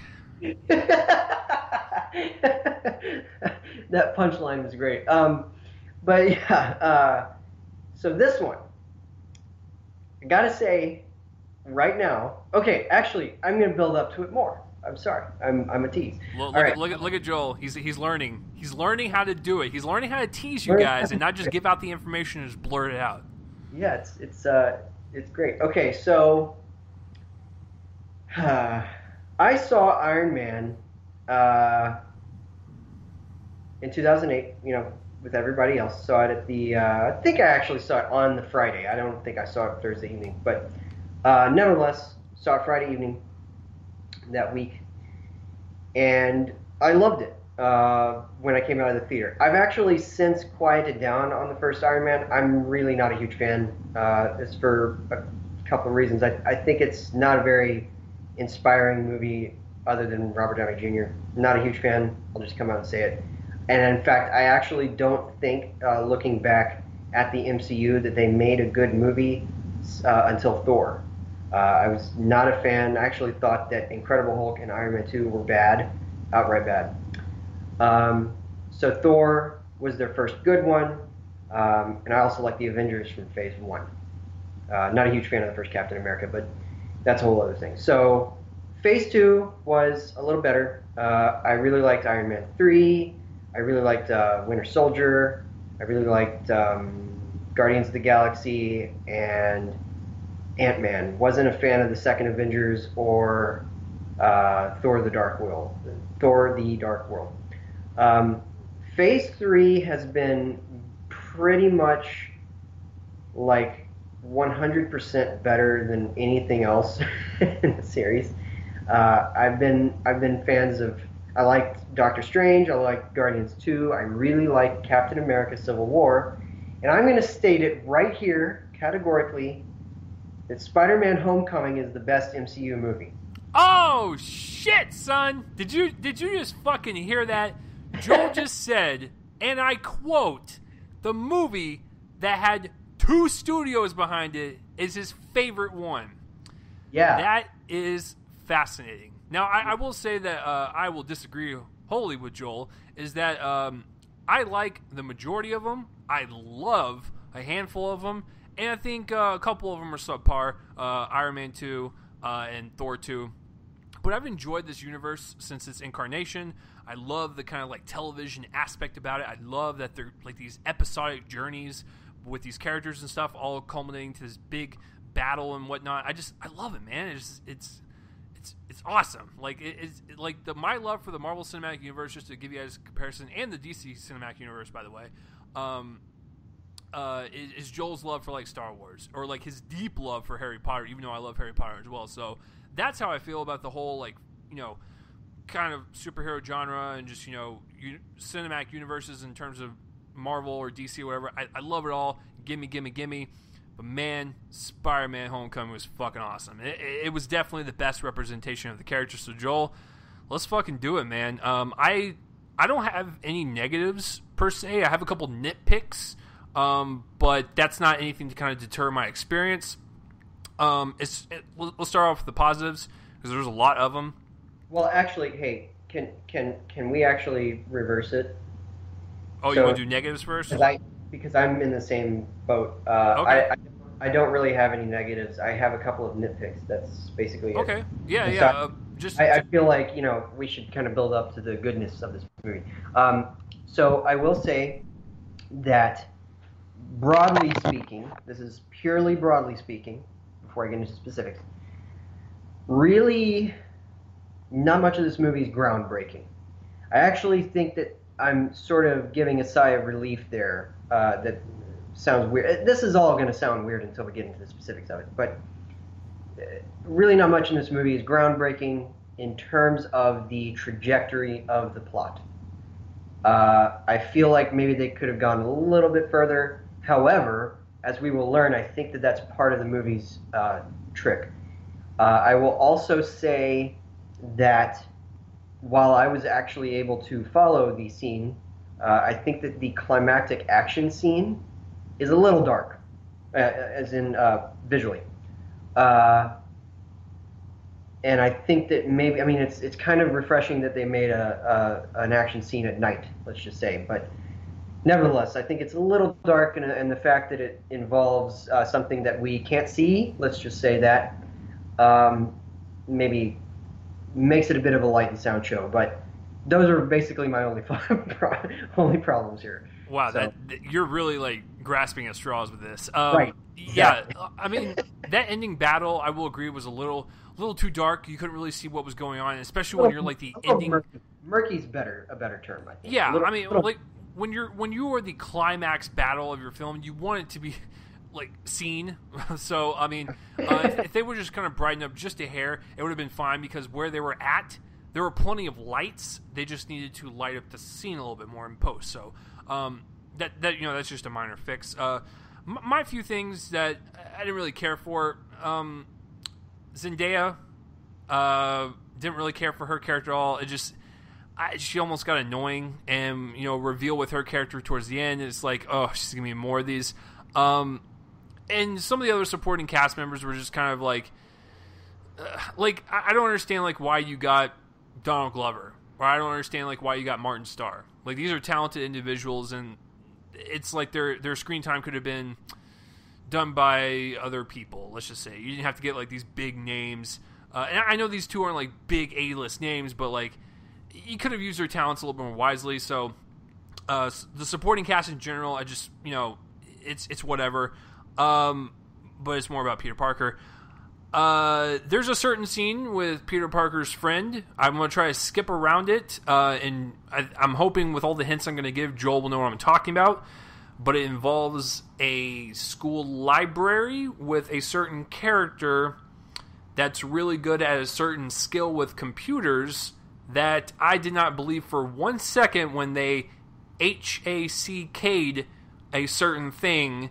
They're teenagers. So that's one thing I kind of I didn't believe. And the other thing, on more of a technical level, there was a couple scenes that involved very kind of jumbled up L cuts that didn't really flow properly. If you guys don't know what an L cut is, it's basically like if Joel and I were in a scene together and we were talking, and the camera is on Joel, and it's his scenes. He's talking to me, and the camera's picking up his audio and his angle. Then the second camera is my angle and my voice. You can actually, like, if Joel is speaking and it's on him, and then it cuts to me and Joel is still talking with the audio underneath my visual, that's an L cut. I thought some of the L cuts were a little too abrupt, and the edits were a little too fast. For that L cut, and it was very jarring. And I went to film school, guys. I have a bachelor in this shit, so I noticed it. I noticed that. But like I said, very small, minor, nitpicky things. All right, let's get that shit out of the way. Joel, let's talk about the greatness that is Spider-Man: Homecoming. I'm just gonna say the top 3 things right now that this movie completely wins me over with is the fact that finally we have an actor who is not goddamn 30 years old playing this character. He is a teenager. Now, I realize that Tom Holland is like 21, 22. He's only like 5 years off from me and Joel, but he looks like a kid. That's the whole point. Tobey Maguire was like 28 when the first one came out. Andrew Garfield was like 31 when the sequel came out in his franchise. So I'm glad they got someone of appropriate age to capture that innocence, snarkiness, confidence, and badassery you need within this character that is Peter Parker. Someone that we can relate to. That's why people love him so much, because they're like, oh shit, I was a teenager once. Like I wanted to fight crime and shit. Like, you can relate to that. When you see Tobey Maguire and Andrew Garfield, you're like, get these fucking dudes a razor. You can see like their mustache growing. It's too much. And second thing, Michael fucking Keaton. I was a little kind of lukewarm on his villain, portrayal in the beginning, but Joel knows what I'm talking about. That fucking car scene is what sold me. I was like, God damn it, this is why Michael Keaton is one of the best. So Michael Keaton as the villain is my second favorite thing about it. And kind of the third thing was the overall kind of tone, where they kind of matched the energy and the zaniness of Peter Parker to the actual film editing, which was really fun to watch. And then when we got into kind of the slower, more, all right, let's kind of slow down a little bit, more kind of intense moments, more dramatic moments, they were slowed down, and it matched the actual tone of that scene, and it worked beautifully. It was like a nice seam all throughout the movie, and it didn't feel jaded. It just felt like a smooth seam all throughout, even when it switched kind of tones. So those are like my top 3 favorite things for sure. Just a couple other things, and I'll hand it over to Joel, because I actually wrote down notes this time, so I can actually give it to you guys more coherently. Tom Holland was really great. Like I said, really kind of captured that innocence of a teenager, that kind of naivete, sarcasm, snark, all what you want in Peter Parker. Absolutely loved it. And with that comes the humor. This is one of the funniest movies the MCU has brought out. And Joel knows what I'm talking about, too. The first big laugh I had was the first line out of Hannibal Buress. It was, oh, yes. I almost fucking like choked on whatever the fuck I was eating in the theater. Like his line about the video that they were watching, it was so on point. Like, I absolutely loved it. So I love the humor. It really kind of matches that fun tone, but also matches the personality of Peter Parker. So love that. like I said, I love the energy of the whole just film in general. It matches with Peter Parker. The accuracy to the comics and the whole world setup was also really great. I felt like, even though this is a part of the MCU, it still felt like its own separate thing, which is, yes, that's what they want to do eventually, but I kind of like, I love the little neighborhood that they were in. I love the school that they were in. You felt that environment. You felt the home life. You felt everything. It just felt like this own separate world that you could really get into, and it was like watching someone like build upon with Legos. Like you're seeing this movie kind of play out, and like each scene just kind of adds like on another piece to this kind of world and this kind of city and whatnot. So I absolutely love that. And then the small stuff actually really, I really dug. Like Aunt May teaching Peter how to tie a tie, and them looking at a YouTube video. It's small stuff like that that really just kind of put a smile on my face and was like, they're really kind of taking care of this property. And also, this, I don't think this is a spoiler, Joel, but the PSAs with a certain Avenger in them were absolutely wonderful. It's like it's just small stuff like that that just brought a smile to my face. So I don't know what else more I could talk about. I pretty much nailed everything. Music was really great, and all the little Easter eggs were really fun, and I really enjoyed the end credit scene. So, Joel, please break it down even more. Maybe there's something I missed that I didn't touch upon, but the floor is yours, sir. Well, so what I have had, just to go back on my thoughts about the overall MCU for a second. The problem that I've had, even if it's a good movie up until now, has been that for me it seems like the stakes are too high. Pretty consistently we have movies that are about the end of the world or about something huge like that, and so the villain is a very generic, he wants the end of the world for his own purposes, even though it makes no sense to do that, kind of villain. And it's just kind of become a little tiresome. Even if the movie is good, I felt like the first Guardians of the Galaxy villain was that way. Whatever he was called, the guy from Ronan the Accuser. Ronan the Accuser, yeah, which is a great name. I should remember that. The villain from Thor: The Dark World was pitiful. The fucking Malekith. That was his name. It was a terrible elf name, and he was just hopping around going, "I need the ether." Yes, in alien language, and I've had those problems, and so I've seen a lot of people sort of have this criticism that Spider-Man: Homecoming is lower stakes, as if that's a bad thing, and I actually think that this is where the movie soars for me. So what we have going here is a movie that considers Peter Parker and Spider-Man. I'm just going to say it considers Peter Parker in 3 states of being. And it considers all of them to be equally important, and it takes great care to pay attention to all of them. The first one is that he's a teenager. And you're right. I think that with the combination of Tom Holland's performance, it's really charismatic and very funny. I have a feeling that the reason that he works better as a teenager is because, even though he's, I think, 20 or 21, he's closer to teenagehood than Tobey Maguire and Andrew Garfield were. It was almost as if, because they were legitimate adults, I mean, not that Tom Holland's not a legitimate adult, I mean like an actual, like, almost, middle of the life adults, when they played this role, they were sort of reaching back farther into their life to try to bring forth a teenager. Kind of like Tom Holland has seems to have a better understanding of that because he's just gotten out of that mode. He's 20 or 21, which means that, just a year or two ago, he was 19. He was literally a teenager. So I feel like he understands that better. And this movie really captures that. There's teenager, concerns at the heart of this movie, which has a big heart, and I'll get to that later.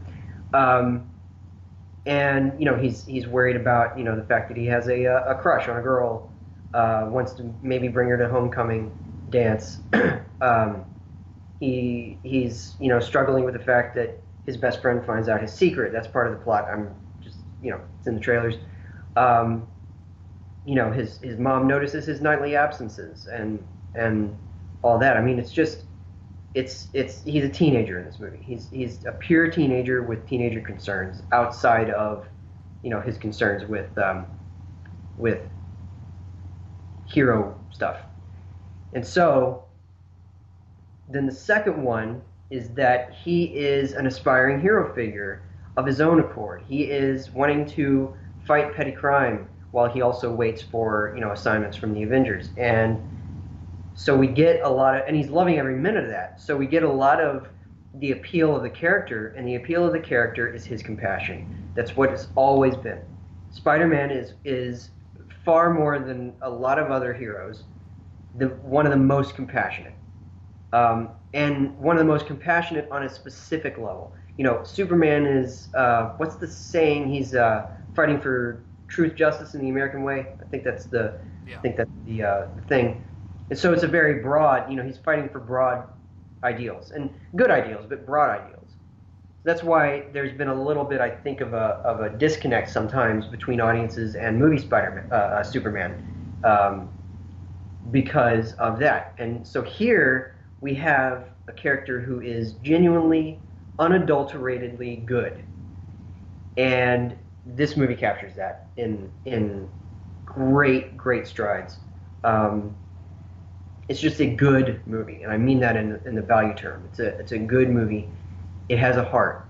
Now, I gotta pause before I tell the third thing because that's sort of separate. But I just have to say, so I'm gonna work very hard to not give anything away here.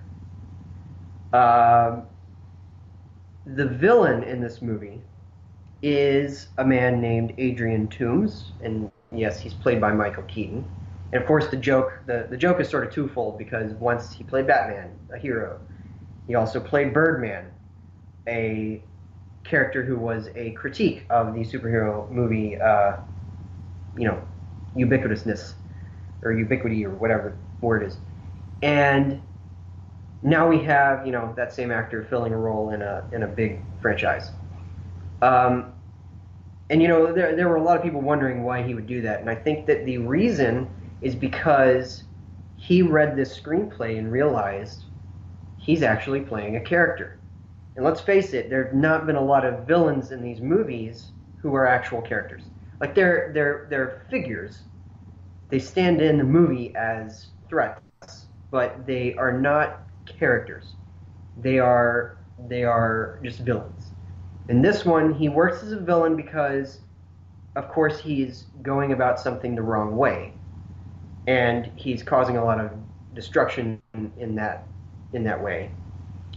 But I mean, it's a compassionate reason behind it. This movie is able to tap into this man's mindset, and I won't really go into what his motivation is. I think that should be. If you're going to see the movie, and you'll find out. But that was a huge draw for me here because I think that, and this is why I love Michael Keaton as well. One of the best performances of the year, because he's able to tap into this man's desperation, and that's really what's at the core of it. It isn't global domination; it's personal desperation. He wants to provide for his family. He wants to get back at the big man.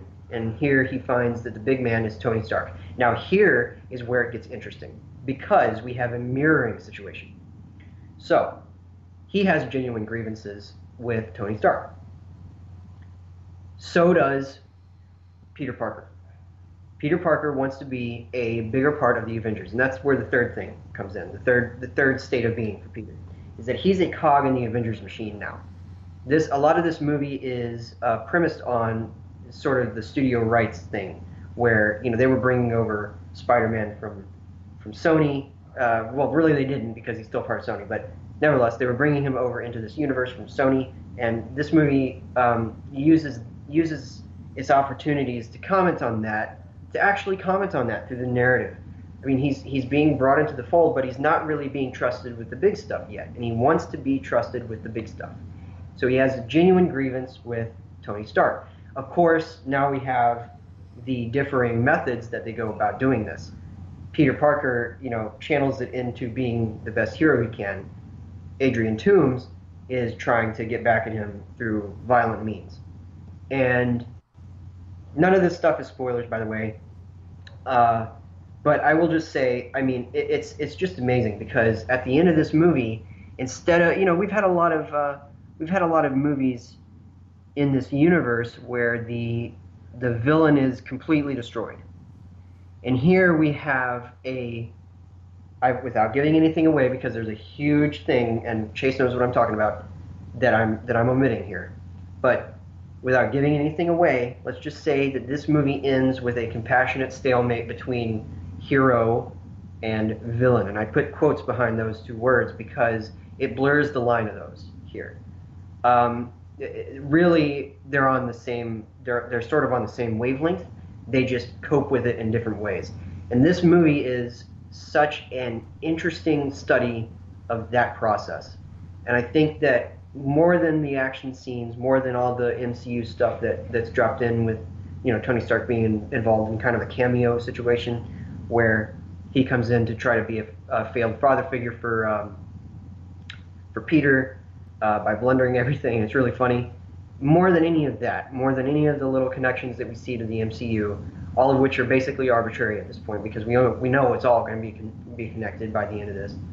More than any of that, this movie it considers Peter, and it considers its characters, it considers its heroes and villains as characters. And I think that that's very valuable. And that's why I love this movie so much. It surprised me at every turn by doing this. I mean, it gives us a reason to sympathize with a villain, and it gives us reason to look a little bit critically at the hero. And it does that through a precise vision of character, and I think that that's why it's the best MCU movie. It might be quote-unquote low stakes because the world's not in danger at the end of it, but the stakes are emotional. And I think that that's where this series has repeatedly kind of underwhelmed. With the exception, there have been exceptions. I think that Iron Man 3 was, my favorites are really this one, Captain America Civil War, and Iron Man 3. That's kind of my top three. And I think that the reason is because all three of those have stakes that are less important than the end of the world. We had, Tony dealing with PTSD and a jilted fan in Iron Man 3. That's fairly low stakes. We had the team coming up against philosophical differences with each other in Captain America: Civil War, and while that's one of the biggest quote unquote movies in the series, that's pretty low stakes, considering that what we're about to see next year is a big fight with Big Purple Man, as I call him, and now we have Spider-Man as fighting sort of a funhouse mirror reflection of himself, and in a very specific situation, but nevertheless, it's true. And I think that that's why it stands out so much to me. And of course, there's also the fact that this is, as you said, probably the funniest MCU movie. This or Guardians 2, I would say, because it's just such such charming humor. It's got such a good sense of humor, and really funny scenes of we get a montage of him helping out people as the Spider-Man before crap hits the fan later on. Really funny montage where he confuses some people for bad people, and it's just really funny. And then we get even the action scenes have this sense of joy. Like a lot of them, except for the climax, sort of arise out of dumb luck, where he's chasing Toomes' lackeys through the suburbs, and he has to run across a golf course, and is like, and then he says something. I'm not going to say what he says, but he has to run through a golf course, and it's really funny what how he processes that, and it's just he loves every second of this. He's awed by every minute. He's a wide-eyed. He's a dreamer, kind of. He's an optimist and he's a good person. He's a brave person, as we see in one situation where he sticks up for somebody he has really, really shouldn't stick up for the person, but he does. And it's just so good. It's just such a good-hearted movie, and it's not cynical. It's not dark and dour and dreary and serious. It is a cheerful, good-hearted movie that ends in a place of compassion, and that's something special, even in the MCU, to do that. Because I think we've seen too many times that the villains, they give them an easy out in terms of the narrative, and I just loved it. I was just grinning from ear to ear the entire time. I'm seeing it again in an hour, actually, and I can't wait. I feel like that will cement my belief that this is the best MCU movie. I think that it is what the MCU should have been all along. Self-contained plots with a little bit of extra stuff for the MCU, but sprinkled in there rather than overbearing the narrative with Easter eggs. I think this is the way that MCU movies should work. And so anyway, that's my positive stuff. And I will say the action scenes are awesome. These are some of my favorite action scenes in the franchise. With maybe the slight exception of the climax. Even it works though. Like the fact that I couldn't see it very well didn't detract from the fact that it is a very well staged scene. It's a very creative scene.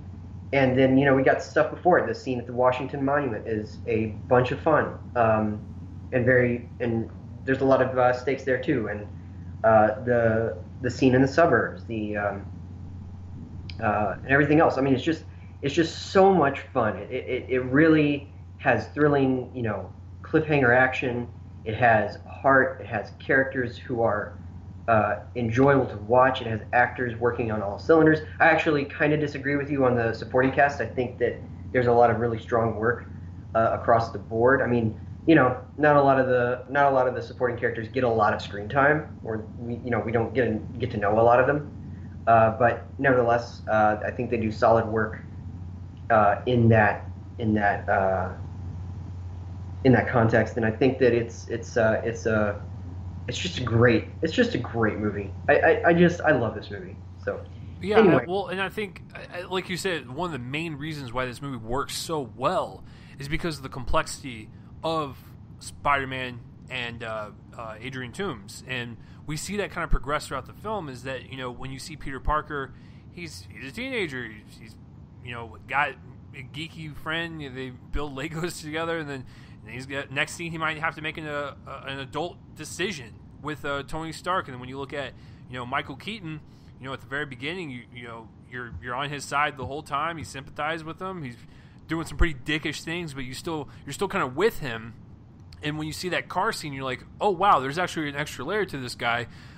He's in desperate mode. And we get that. We get where he's coming from, and it completely comes across as something kind of unique and special, like you said, because of their performances and really kind of selling us on these two characters. But yeah, definitely, it's a great one, guys. I know I say that about most of the comic book movies, and I'm sure Joel rolls his eyes at it, but this year has been very good so far. When you have like the masterpiece that is Logan, you had the fun, epic space opera that is Guardians of the Galaxy Volume 2.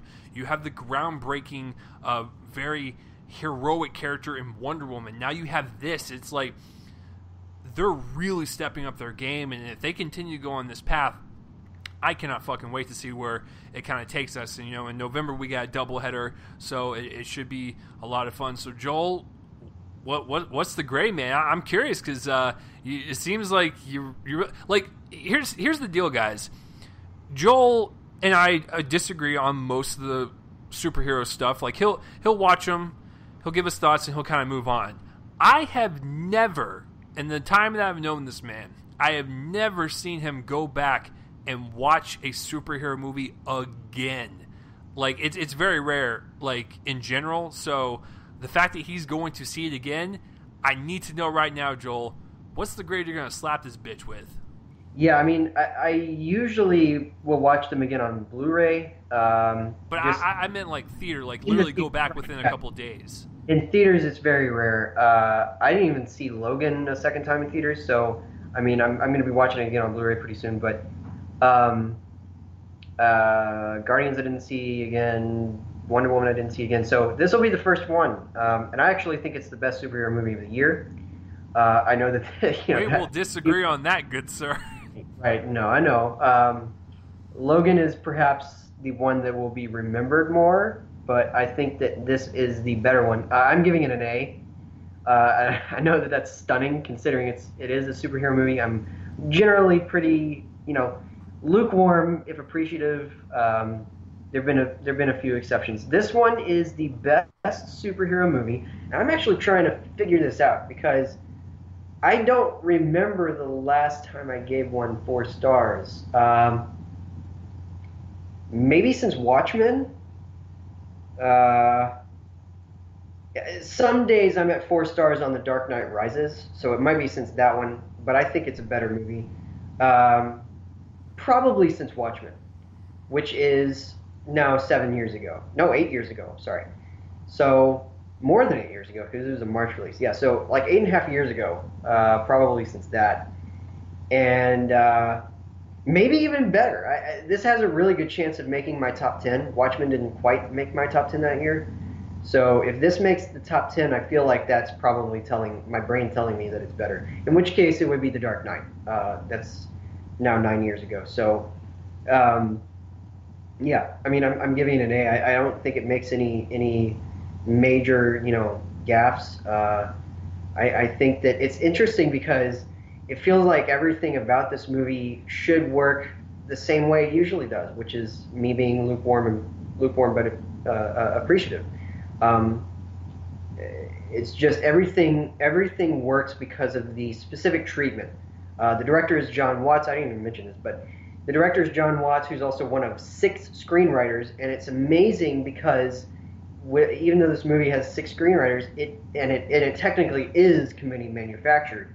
It doesn't feel committee manufactured. Like it doesn't feel like that. It feels like a genuine product. And John Watts is the director. This is his first big time movie. He's directed a couple small ones, Cop Car and Clown, which I need to see both of those.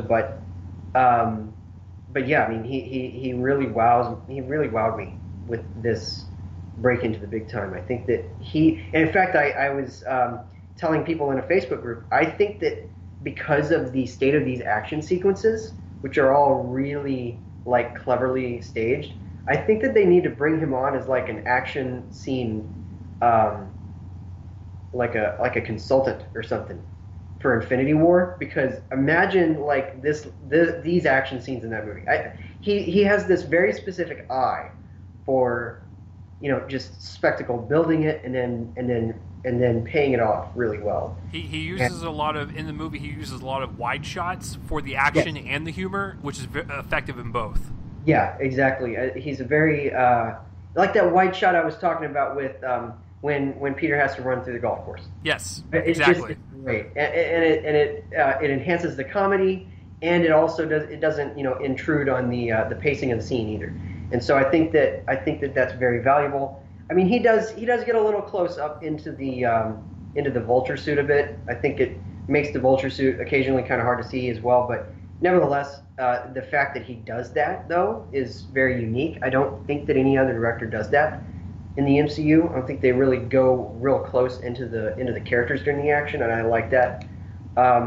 So yeah, I mean, this is like it's really not even a competition for me. Civil War is the second best now for me, but this is this is the best. This is the best MCU movie. I think it represents the best of what they can offer, and I think that they need to stick with this. If Thor Ragnarok, also another note. So we've had 2 performances in MCU movies that honestly, for me, deserve major Oscar consideration from actors whose peak popularity was in the late 80s and early 90s. It's Michael Rooker in Guardians of the Galaxy Volume 2 as Yondu, and Michael Keaton as Adrian Toomes in this. I think that they both deserve major accolades because I sort of didn't go into it, but Keaton really gets this role. He really understands it, and I think that that leads to the great scene in the car. Won't go into it anymore. And the great scene in the house right before that.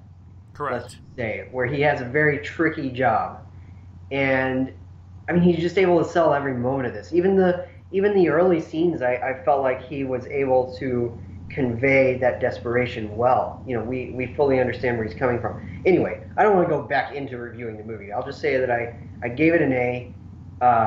I can't wait to see it again in an hour, and I'm still like high from it.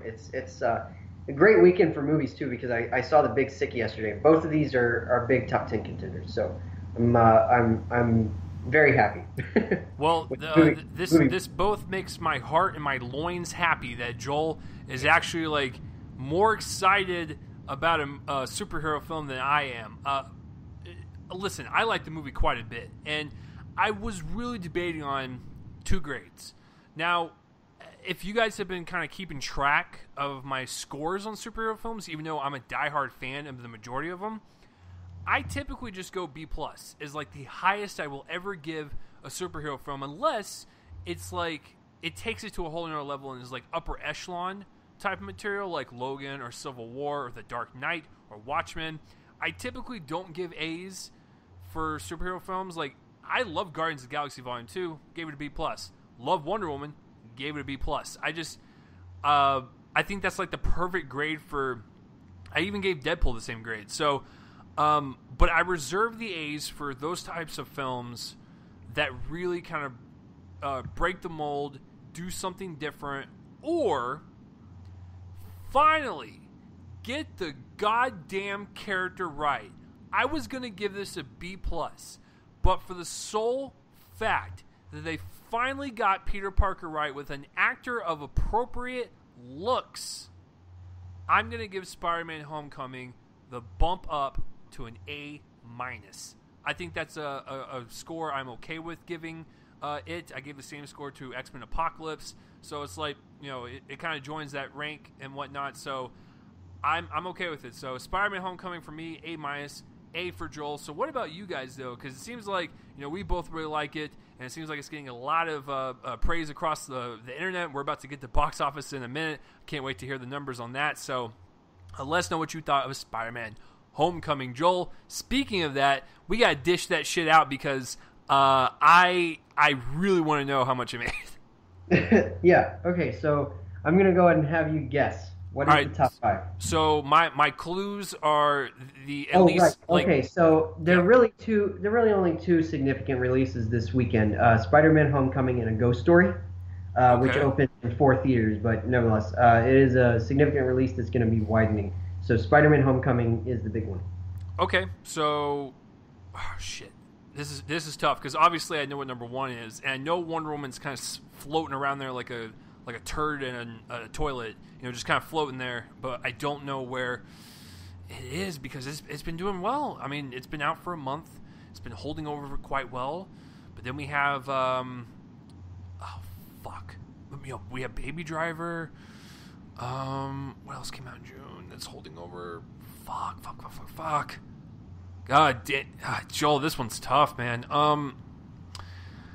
I think for number 5, I'll go with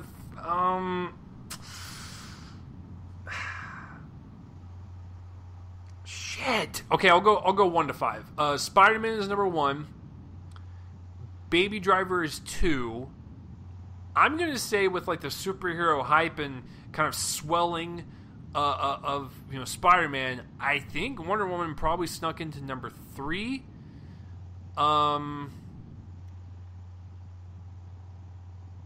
Oh, shit. Never mind. Scratch that. Spider-Man number 1. Number 2 is Despicable Me 3. I completely forgot about that one. Number 3 is Baby Driver. 4 is Wonder Woman. And what's that fucking 5 spot, Joel? God damn it. Can I get, like... You don't have to tell me the title, but could you give me, like, the genre of movies that are... God, shit. I need some type of fucking hint. I forgot what's out. Oh, fuck me, because I know the house is not in there. It has been kicked out, so what the fuck is it? I'm trying to remember what came out in June. What are the shows we've done? The House is number 5. I know it's not, but I honestly can't think of any more. Okay, yeah, you got 4 right. Oh yeah, of course. So what's the one I got wrong? Okay, so at number 5 is Transformers: The Last Night. Son of a bitch! That goddamn movie has snuck back and is destroying our lives once again. That movie sucks ass. I cannot believe. No wonder I forgot about it because it's terrible. Jesus Christ. Okay, I'm so angry at myself, Joel, because I knew it was on the tip of my tongue. I was like, what the hell else is out? And I was like, oh yeah, the shit bomb that we reviewed 2 weeks ago. God. So it's at number 5 with 6.3 million for a total of 118.9 million. It's got a $217 million budget. Okay, number 4.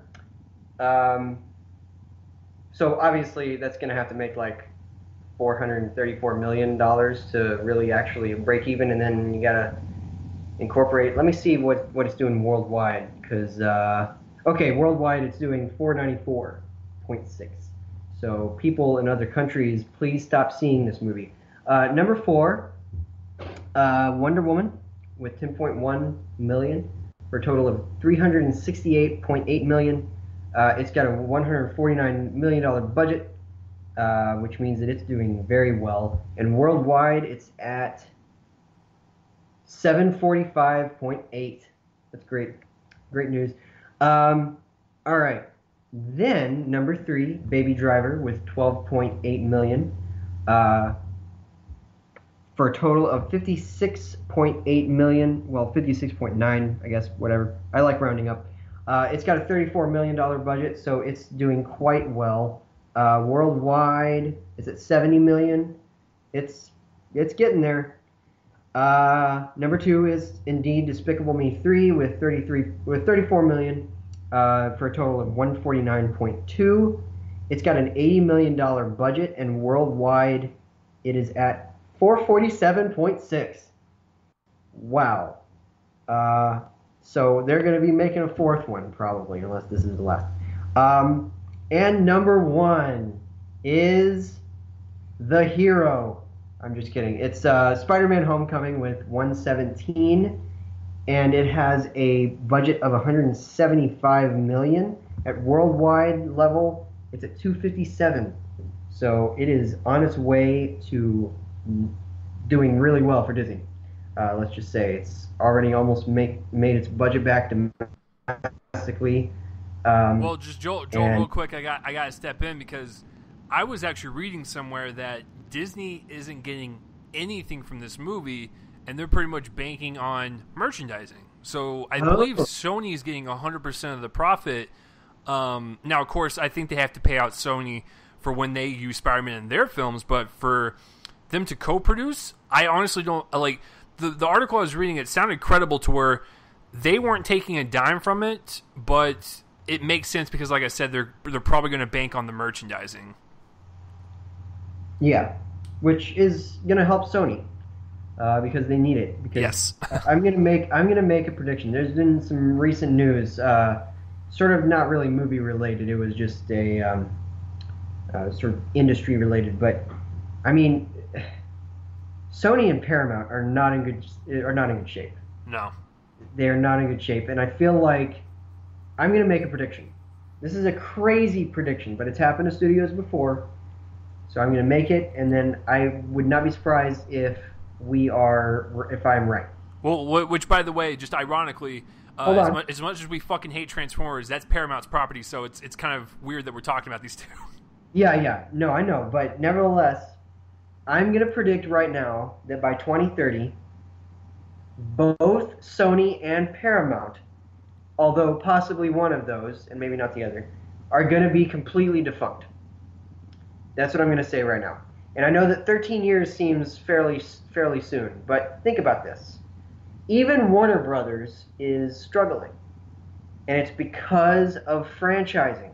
People are getting tired of it, so they don't go to that movie that costs a whole lot of money, and then it loses that money, or some portion of it. And I feel like that means that they are going to be just completely there's going to be Sony Pictures Classics, and maybe Paramount will create some sort of little thing. I'm not sure. They have a Paramount Vantage. Paramount Vantage, that's right. I forgot about that. I don't know why I forgot about that, because they were the ones who did No Country for Old Men. Yeah. Anyway, nevertheless, I feel like they're completely going to be defunct. I can't see them surviving into the 2030s.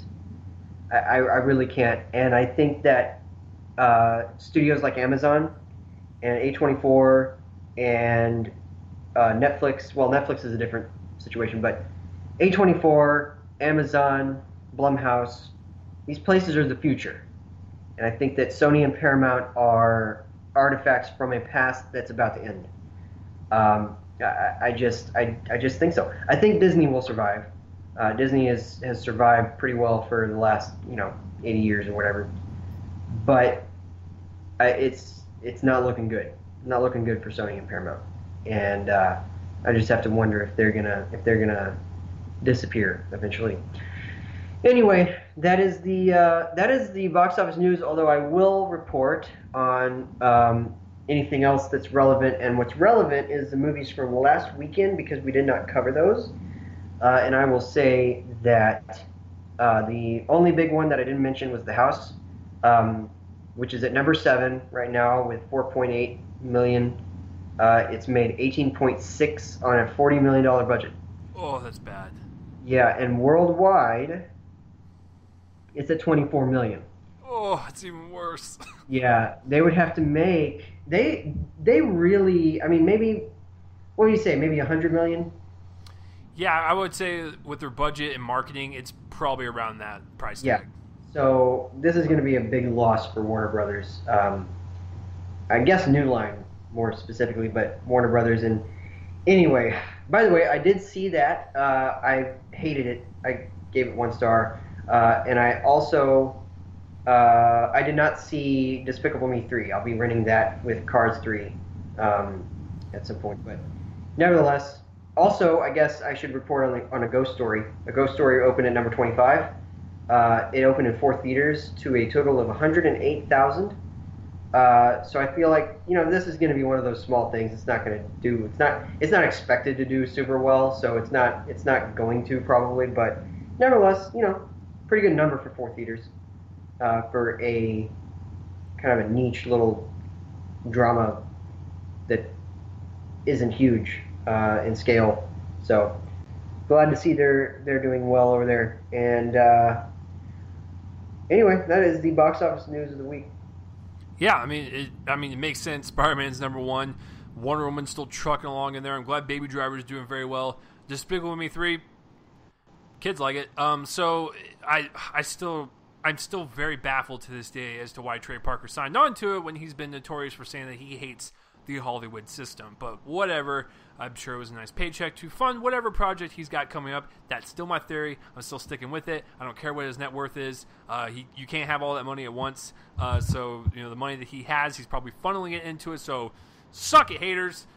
That's what the money is for. All right. So anyways, that's the box office. And that will do it for the episode for this week. We need to wrap this up because Joel's got to go catch Spider-Man Homecoming 2 again. For next week, episode 191 will be our review of War for the Planet of the Apes, which I've been hearing is another top 10 contender. It's been a very awesome past few weeks of blockbusters so far. So I'm excited to see War for the Planet of the Apes. It should be a lot of fun. Super stoked. Joel, where can the people find you online? You can find me at Letterboxd at J Copling. Please join Letterboxd if you haven't, because it's a great site. You can follow me on Twitter at Copling_Joel. You can follow my writing at DallasMovieScreenings.com and at JoelOnFilm.com. And DallasMovieScreens.com is this is the official podcast for that. We're representing that website because I do the video reviews for them. And if you guys want to follow me on Twitter, it's @RealChaseLee. Subscribe to my YouTube channel. Like this episode, spread it around, share it. Let people know it's a decent watch, or not watch, a decent listen while you're working out, driving in traffic, or taking a dump. I don't care what you're doing, because we appreciate you guys listening every single week. You guys are the fucking best. I mean, you guys are. We're almost to episode 200. It's just hard to fucking believe that we're almost to that point. We're also going to hit the 4-year mark. It's just been a crazy ride, but you guys are pretty great what you do. So make sure you like this episode, share it around iTunes, Spreaker, the iHeartRadio, the whole nine, wherever it's at. You guys know the drill. Do yo thing. I'm Chase Lee. That is Joel over there, and we will see you guys next week for War for the Planet of the Apes. And I'm gonna play the outro music right now, which is done by my friends band Fervent Roze. And guess what? All the links in the description are down below. Peace out, everyone. See you next week. Bye.